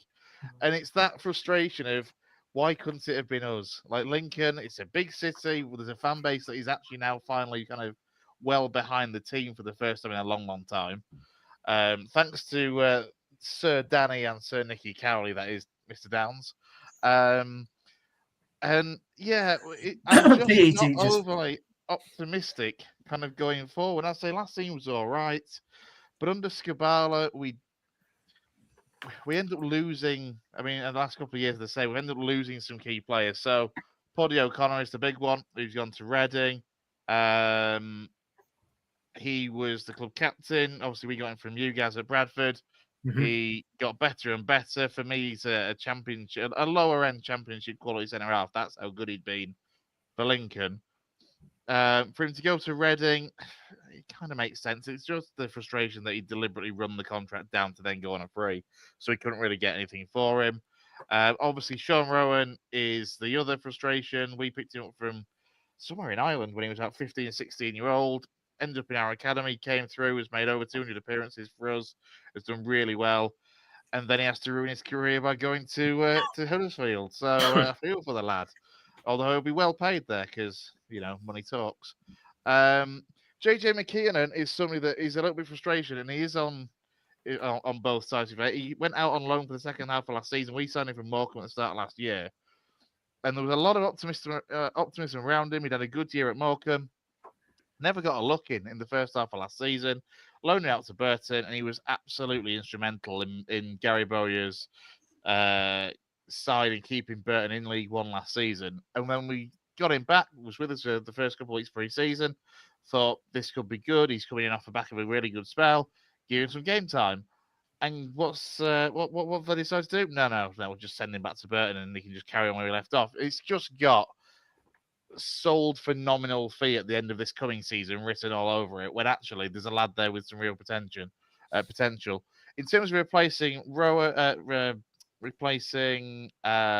O'Connor, Sonny Bradley is a particularly good one. It's experience. It's not going to be ball playing class, but he's a solid centre half, even with the experience that he is now. 33, I think he is. He is. Yeah, I'm pleased. I am pleased with that. I think it's a good replacement for someone like Paddy O'Connor. And Riley Towler looks decent as well. So he's quite highly thought of by Portsmouth fans. So good to bring him in. But yeah, I mean, as I say, I've been banging on about the way the summer's going for us, and I'm struggling to be optimistic for Lincoln. I just cannot see us being as positive we have in the last few seasons and even getting anywhere near a playoff push. Do you think Scoobs might lose his job this season? There is a little bit of a split in the fan base from what I can kind of from a slightly distant perspective looking at Lincoln, despite being born and bred as a Lincoln fan. Not everyone is behind him. I think it was a gamble when he was appointed, because obviously he came as the under-21s manager at Leeds. It was a very left field appointment. And when it's I mean, this could probably apply to a lot of teams, but when it's good, it's good, and when it's bad, it's bloody awful. And that's the thing. I mean, we can't play around Christmas. We've gone off to a warm weather training camp when we should have been going to the Baltics to get used to playing cold conditions where it's pissing it down, because for some reason under Skubala we cannot play football between November and mid-January. So, like, we did it in his first season. We just, I think we went 10, 12 games without a win, and then backed that up with, I think we only lost twice then in the entirety of the second half of the season from mid-January onwards, which is when we almost made the playoffs. And it was the same last year. We were in a decent spell, hit winter, and just couldn't play for Toffee. Petition the FA. Say that you need to play them games in those months in the South Pacific, and then you'll be promotion overway, boys. We need to just go to a rugby league style summer season, I think, is the way to go. So so it's looking bad for Lincoln. Do we want to be moving on and getting everybody's top six, bottom four, Chris? Can I just ask Chris? We don't want everybody. We don't want to depress everybody on the podcast without crap Lincoln. God bless him. We had, I think his name was, I'm sure it was Johnny, the Reading fan last year, and this time last year, Reading. If you remember Steve and Josh in particular, but Reading were obviously in a bad place, and Johnny was very depressed about this whole situation. We did try to get him back on sadly, but he was working tonight. I imagine if he'd have been on, he'd have been far happier than me, and I'd have been the depressing one this time around.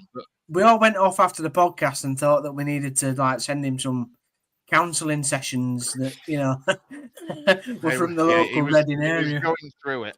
Gaz, go on, mate. I think you had a sensible question for me.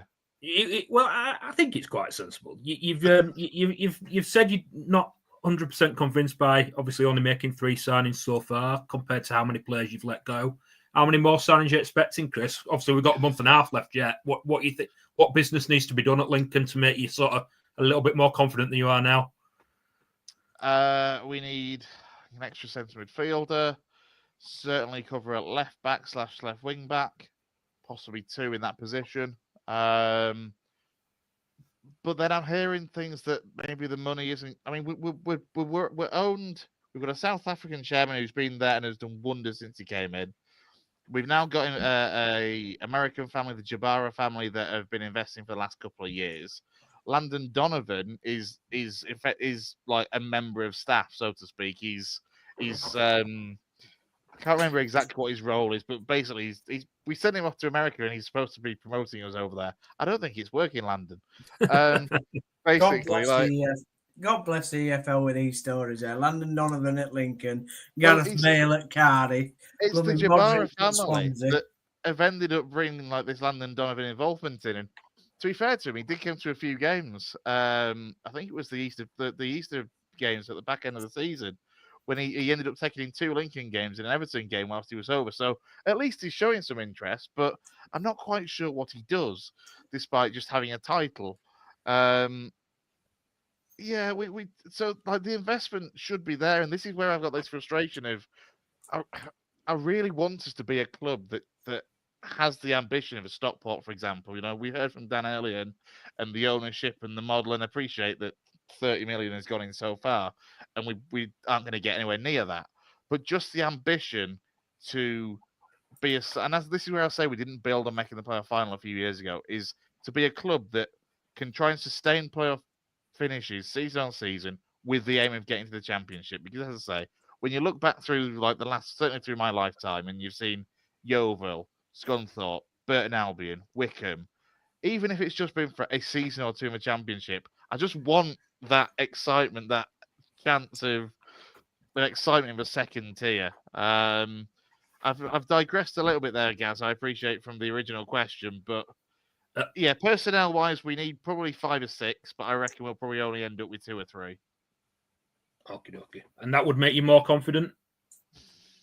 We'll put it this way: I've got us written down for somewhere between 14th to 18th. So make of that what you will. Might be around us then, mate. Probably above right. us. Let's go then for a quick run through. We'll try and wrap it up fairly quickly, but a quick run through of who we think are going to be the top 6 sides, preferably in order from 1 to 6. But I'll be honest, I've got about 7 teams written down as options for the bottom 4. Let's start with Steve, the Orient Outlook. What are your predictions for the top 6, the bottom 4, and where you think Orient will finish?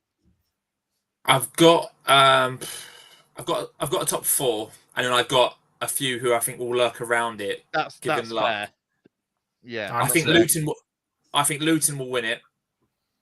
I think with the money they've got, I think they just can out-finance anyone. They're obviously still getting parachute payments, and the fact they paid $1 million for a very young keeper who we had on loan last season has just gone to think that they're solid at the back and they're decent up front. So we've got Luton to win it, and I got Cardiff, Plymouth, Bolton, and Huddersfield as the teams who will give them a challenge. And then I think the teams who will be around the playoffs, I've got a few surprises actually. I think Stockport will be around there. They're not a surprise for me.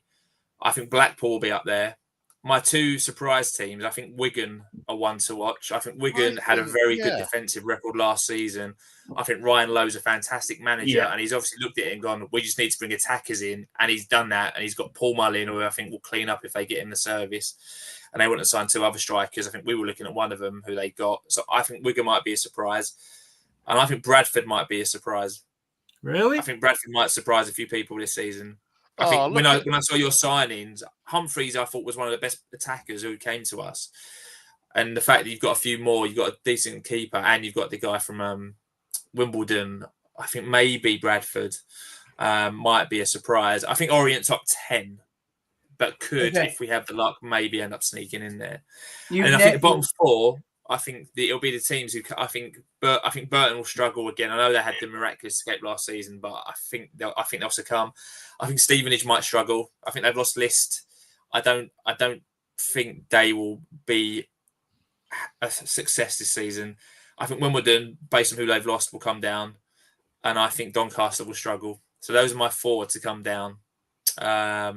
You've got to pick a 6, Steve. You've named 12 in that top 6. No, he hasn't. I can't either. So I'm all right with him doing that. No. Yeah, I mean, no. You've got to pick 6. I mean, Luton for me, Cardiff, Plymouth, Bolton, Blackpool, Wigan be my top 6. So you've missed those. Oh, Yeah, now yeah, he's got yeah. you see. Good work, Steve. This is why we get you back. I think your manager's too unproven. I really do. I think they went for experience with Duff last season.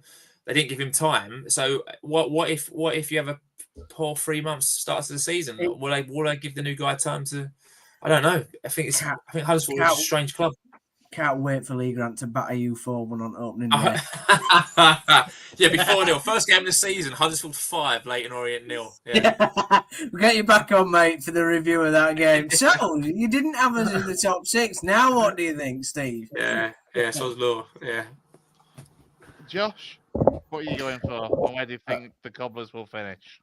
I mean, my top 6 is fairly similar to Steve's. I think I've got 5 of the 6 that Steve had. I've got Luton winning as well. I can't not see them being in the top 2. I think they definitely will. And then apart from that, it's kind of any 5 of the 6 really. Plymouth, I think probably just about edge it. Reading, I think will be in that top 6. Which is a bit of a shift from last year, but I think because of the turmoil they had last year initially under Ruben Sellers, and then Noel Hunt's kind of kept it up, and they were just kind of lurking underneath the playoffs, weren't they, in the end? So I think they could possibly break into it. Blackpool I really like as well as an outside shout, so I've got Blackpool. I've got that. Wigan as well, as Steve mentioned with Paul Merlin, Dara Costello we had on loan last year and was great. So I think with a better team, I think they'll probably do it. And I think Cardiff for the playoffs, I don't think they'll go up automatically, but I've got Cardiff in the playoffs as my 6th team. So I also don't have Huddersfield Josh, up there either. Really pleased that I've known you for 8 years, mate. Longer than that, isn't it? I think. 10 years. 10 years. Our friendship will be over very soon. Yeah, well, I did my time in Huddersfield. I lived there long enough. And then going down, I think having had a look at it a little bit earlier, most bookies have got us going down in the bottom 4. And I don't blame them, to be fair. We have got one of the weaker, more inexperienced League One squads. Like looking at all the ins that our 6 teams have brought in, we've brought in probably the least experience in terms of the EFL generally. But I've got to be optimistic, so I'm not going to have us in the bottom 4. I've got Exeter, I think. I think they're probably going to struggle. They'll kind of probably honestly be battling with us for that last spot, in all honesty. Burton Albion, who survived by the skin of their teeth last year, with the amount of turnover they had last year as well, they're struggling. I know there's something financially there as well, I believe. Stevenage as well, because like they have been kind of operating above their level, but it's a weird one because they consistently seem to be doing that. So you never know, it might happen again, but they have lost a few players. So we'll see on that, but I've got them in my bottom 4. And then I was between Doncaster and Wimbledon, and I'm going to put Doncaster in there. I think Wimbledon, despite the players that they have lost, I think they might just be able to survive next year. And I think we'll be, in all honesty, same as last year, 19th, 20th. I'd love to see us, like everyone else has spoken about potential playoff ambitions. And whilst I'd love to say for us, yeah, let's do the League One playoffs. I can't see it happening. So it's just another survival. So 19th, it's the same as last season, would be great for us. That's fair. That's fair. Dan? Off last season, I think the club is going for the top 2 automatic promotions. Personally, I think we'll be a top 5 club. I see us being in that sort of mix-up. But in all fairness, I think League One next season will be decided on the final day. I don't think we'll have a runaway club like Birmingham, like we did last season. I think this will be most of them positions, say top 4 positions, won't be decided until the last game of the season. And and it'll be up for anybody that could still got the 4th team could still win it as champions on that final game. Would be amazing, by the way, if we go into a final day with like a 4-horse race. No, it wouldn't. Not if you're in it. No, it wouldn't. Well, not if you would have filled the 5th. Mind you, by the token of Northampton and Leyton Orient, I won't need to worry about that, so it's fine. So yeah, it's a bit of a weird one, but yeah. So my top 2, I think I'm going for Luton and Plymouth. I think, like you say, that they should have enough strength, but it's a weird one because the season starts quite early in August. If them players set off well in Luton and Plymouth squad, you can see Championship clubs absolutely raiding them. And the team that they've got at the beginning of August might not be the team they've got at the beginning of September. So it's a bit of a weird one, I think, with them, because like I say, I think clubs will be looking at them and saying, are they still Championship players at them teams? And then they say sort of the 4 playoff teams behind it. I think Blackpool will be a bit of a dark horse. I think Steve Bruce has got players in he wants now. Bolton, us, Cardiff. We had a lot of Cardiff fans out in Pinatar last week. They had pre-season game with Southend, and talking to a lot of them, they're still a bit glasses half empty opposed to half full. They think the rot hasn't stopped. They haven't bottomed out yet. I mean, they've got Brian Barry Murphy for a start, so they are going to have to get used to seeing a lot of sideways and backwards football. Yeah. So, but it's a bit like I say, my 2 dark horses, well, there's a few dark horses I've got. Burton, if they can start the season the way they finished last season, I think they may surprise a few. Donny, well, McCann only does promotion or relegation. That's all he does. He either gets a team promoted or he gets them relegated. He doesn't finish mid-table. So, same again, they're either going to be in the playoffs or they're going to be in the bottom 4. Have you simultaneously got them in both predictions? Yeah, it's that's how weird Doncaster are. They will be rather in the playoffs or they'll be in the relegation. You look at McCann's history; he doesn't do mid-table. So yeah, they're ones. But same again, the team sort of going down. I think Mansfield might have sort of pushed their luck a little bit this season. I think the players that they've come in are not as good as the ones that have sort of gone out. I think Northampton might struggle a little bit. Stevenage is another name that I've got there. But same again, AFC Wimbledon, I look at the players that have left there, and I don't think they've actually recruited any. The players coming in aren't better than ones that have gone out. So yeah, they're another team that I expect to be in that bottom 4-6 for sure. So yeah, it's like I say, there's a few there, but like I say, would it surprise me? Like I say, Huddersfield be up in the mix. Rotherham is another one. This time last season, I think most people had them in the top 3, Rotherham to finish. And like I say, would it surprise me if they're actually in the shake-up of it this season? So, yeah. But let's say I'm looking forward to it. I think this is it's going to be a wide open season. It's not going to be, like a Birmingham City over 100 points, or like I think Plymouth when they went up, they did a record points as well, and Ipswich. I think this is actually really a competitive top 10 division, really. Yeah, I agree. And actually, on the Rotherham point, I think the same applies to me for Peterborough. It's going to be interesting because I had both of those to be top 6 last season, Rotherham and Peterborough, and obviously they were both way off. It'll be interesting to see what the Rotherham do under a full season with Matty Hamshaw in charge. Downsy, what have you got for your top 6 and your bottom 4, and where are Town finishing? Well, I've just changed my bottom 4 in literally the last 3 minutes. I've got Leyton Orient, Northampton, and Stockport and Lincoln to finish in the bottom 4. But there we are, boys. In terms of my bottom 4, I have gone Wimbledon to finish bottom. I don't think they'll be as bad as what Crawley were throughout last season, but they have been pillaged a little bit with the players that they've let go. Given So that Crawley didn't finish last season bottom, they no, finished they fourth did well bottom. at the end. No, they did well at the end, but I do throughout the season they did get battered quite a few times, to be fair. But yeah, Wimbledon to finish bottom.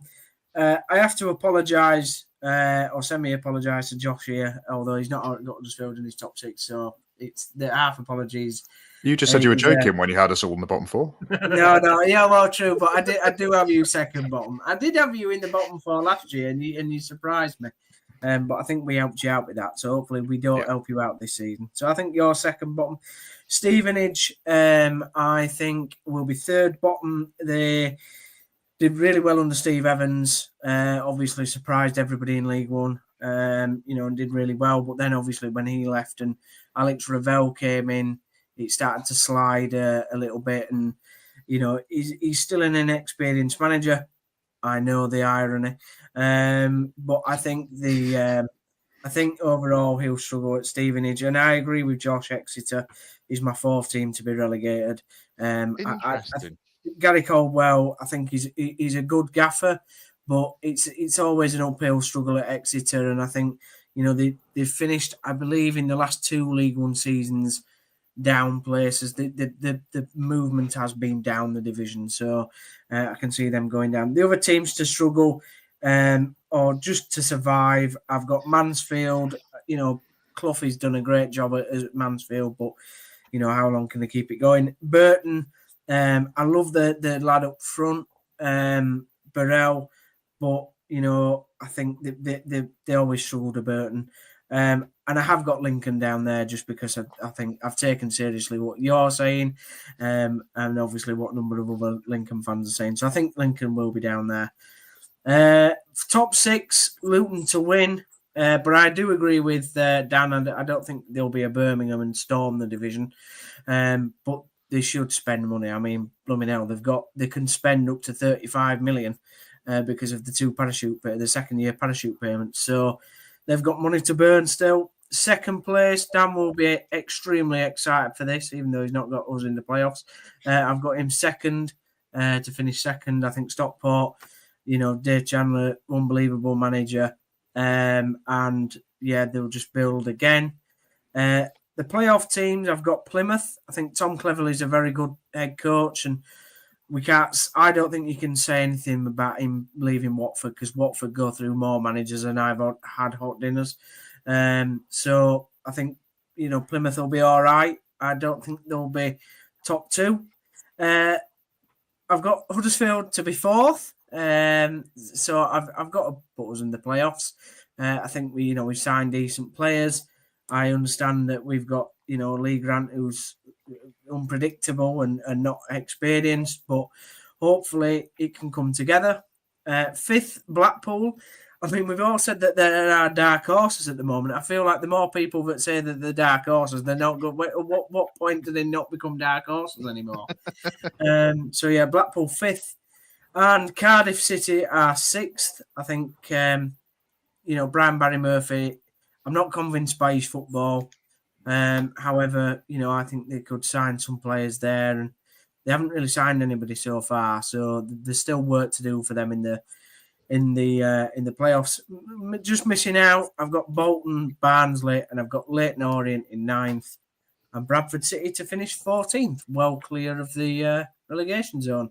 I don't think Port Vale or Doncaster will go down there either. I think their squads are stronger than the 4 teams that I've named to go down. So yeah, those are my predictions. Gaz? Very, very similar to what's been said, to be honest. Down at the bottom, I've got Burton. I think losing Bod Varson's big for them. I think he did really well for them towards the end of last season. He's left. I've got Exeter as well. I'm kind of between them and Northampton. I'm not 100% sure about either of them. The other teams that I'm more convinced about going down with Burton are Stevenage. Like you said, obviously the Alex Ravel thing and having lost Elliot List. And then Wimbledon, again, they've just lost the best players. They tailed off again towards the end of last season. The keeper that's gone to Huddersfield is massive. He was a huge, huge player for them last season. Obviously, we've taken Nerfville off them. So, yeah, Wimbledon, Stevenage, Burton, and then either Northampton or Exeter. Throw a dart at it, guys. Who are you going for? Remember, Josh is in the room. Exeter. This is the thing with Good Gaz. choice. Good choice. Gaz is too nice. We all call him Jude because he keeps everybody together in the podcast. So he's been nice and political there. Top 6, I've got Luton to win the league. Again, same reason as everybody else. The money that they've got, I think they've got a good manager there as well. The one that's up from Wickham. I think he will get them over the line winning the league. Although, as others have said, I don't think they'll run away with it like Birmingham did. The other members of the top 6, I have said Plymouth, although I'm a little bit concerned about Cleverley and how well he'll do in League One. I'm just a little bit unsure of how proven he is. I don't think he's a terrible manager, but I don't think he's proved to be a promotion-winning manager yet either, although he's not had that chance, I will admit. But I have got them in the top 6. I've got Town in the top 6 as well, just with the signings that they've made. I don't think that they'll struggle like they have in the past. I think they've got a lot of the bad eggs out. I do think, though, the thing that, as has been mentioned, that could hold them back is the manager. What are they going to do if they hit a sticky patch? How's he going to handle it? He has got the right people around him in the coaches that he's brought in. You know, your McShane and your Bridge Wilkinson, I think they're good appointments to the backroom staff. And I think they've made good signings, but I do think they'll be in around the top 6. Stockport, Challoner, steady progress that they've made over the last few years. I think they're nailed on for the playoffs. I really do. And then I've gone for Blackpool in the top 6 as well. The signings that they've made, I don't think they're a dark horse at all. I think they've made some really, really good signings. They're throwing money at it. They've got a billionaire owner. I just see them making that top 6. The thing that I think might hold them back, Steve Bruce. I'm not convinced of him as manager. I never have been. I think he could be the Achilles heel because I think the players that they've got, they should be top 6. And then Wigan as a dark horse, Bolton as a dark horse, but I'm going to go Cardiff as the other top 6 member, just because I do think, although we talk about coming down and negative momentum's as good as positive momentum, I just have a feeling that they will. I think all 3 relegated teams will make the top 6 this season. So that's me. Sorry, I was just making some last-second adjustments on mine. Oh, sorry. The City, I'm going to say lower mid-table. I'd be happy with a 14th place finish in and around there. I'd take it for a first season back in League One, and I'm hopeful that we'll get that. Excellent. So, bottom 4, I'll be honest, the more Josh spoke, the more likely I could see it that Northampton would be in the bottom 4. But I'll stick with what I'd originally written, which was Stevenage to be bottom, Port Vale to be second bottom. I just don't think they've signed that well, looking at their recruitment. Wimbledon to be third bottom. And then this is where the cobblers came up, either Mansfield or Northampton. And I've gone with Mansfield, you'll be pleased to know, Josh. So you can have that 20th or 19th place finish and survive. Top 6, I've gone for Plymouth to win the league. I've gone for Luton second, Stockport third. Huddersfield I crossed out, and then I've changed that to Reading. Cardiff I've crossed out and put in Wigan, and Blackpool 6th. Why did you cross us out? It's just Lee Grant, isn't it? It's just... It's at the moment. One man can't decide everything, boys. It's the same reason I kind of crossed out Cardiff, because I just think Barry Murphy is like he's somehow got a Rochdale side that should not have been relegated, like on paper, relegated from League One. He is a bit of a shithouse because he just left Dale up shit creek without a paddle to bugger off to the Man City academy job. He's not done great with Man City's academy. Like, they've got worse over the time that he's been there, on the whole. And yeah, his football's shit. Like, really, really boring. And Cardiff, Brian, if you're watching this, we do apologise, but we're not. It's all right. It's all right. His wife will be on at me, because his wife was always on at Rochdale fans who were berating him during that tenure. Honest to God, if Barry Murphy if it hadn't have been the COVID season when there were no fans in the ground, he'd have got a long time before. And speaking to Cardiff fans, that he's not wanted at the club. They all wanted the lad that's took Charlton up. They wanted him. They wanted Nathan Jones. Yeah, they wanted Nathan Jones Well, as he's their a nice manager. house. Nah, I quite like Nathan Jones. And they thought they could actually, even though he got Charlton up, they thought they could even, take him from Charlton. And I don't think, like you say, that the fans want him. Or so, like you say, if it doesn't go well, it could be by Christmas a change of manager. It is. I really do think it's going to be one of those where if he doesn't hit the ground running, Barry Murphy, the Cardiff City fans, like, it's a big club, it's a big fan base, it's a big stadium, it's a lot to walk into, having come from the academy job at Manchester City and the assistant manager to Ruud van Nistelrooy in a bag of crap Leicester team in the Premier League. So it's a big job, and I'm not confident. So that's why I've taken Cardiff, who were wavering anyway, out and put Wigan in, then Blackpool for 6th. And then, for Huddersfield, it is just, it's still that unknown factor of Lee Grant. But I'll be honest, I suspect he'll prove me wrong. And I reckon, actually, given what a lot of people have been saying about Lee Grant and how good of a coach he was and what he was like on a training ground, I suspect Town will do all right, just to spite me. Lincoln? I'll be optimistic and stick with my 14th. Right. And that's optimism. And that's the show, boys. And on that bombshell. What a nice way to wrap up. So, I suppose it's just lastly to say thanks to everybody, Chris. Yes. And, we really do appreciate you lads coming on the show and spending 2 hours of your time talking about Sunday evenings as well. Yeah, boys.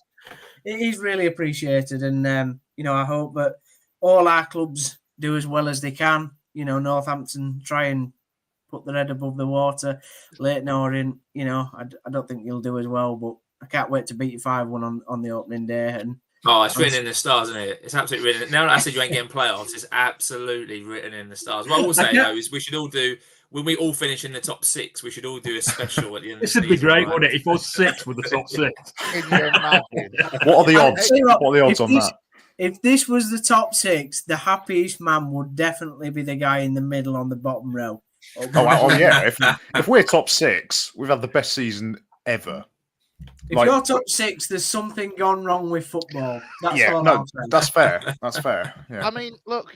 I think I said earlier in the show, or just before we started, that last season we had 3 of the people on the show all got promoted. So look, if that happens again, 3 of us are bound to be happy. So, I mean, my odds are on it. It's Dan. Dan's going to be the happiest of the 6 of us. Yeah, No pressure.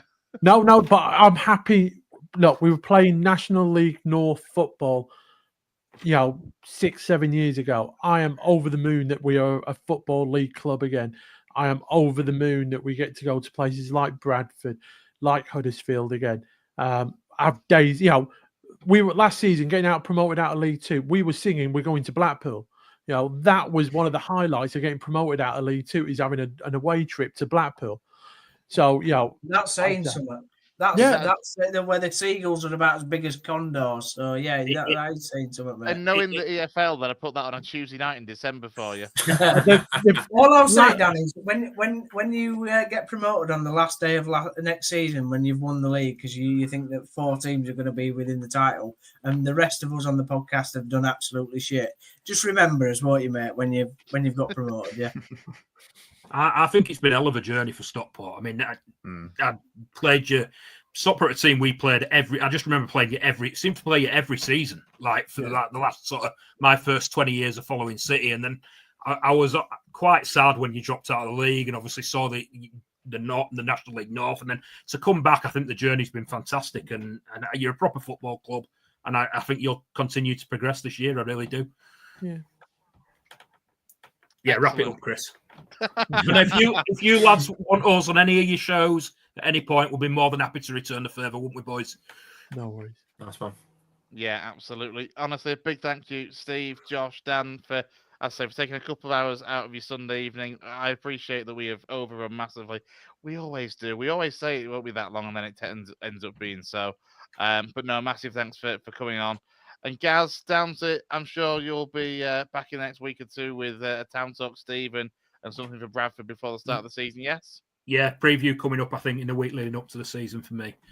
Yeah, and I know that Brownie and Jay, they've been recording some Leeds United content tonight, which I think is going to go out on the channel tomorrow morning as well. But from the six of us, a big thank you, as I say, to our guests for joining us tonight. A big thank you to everyone that's tuned in and left your comments over the course of the show.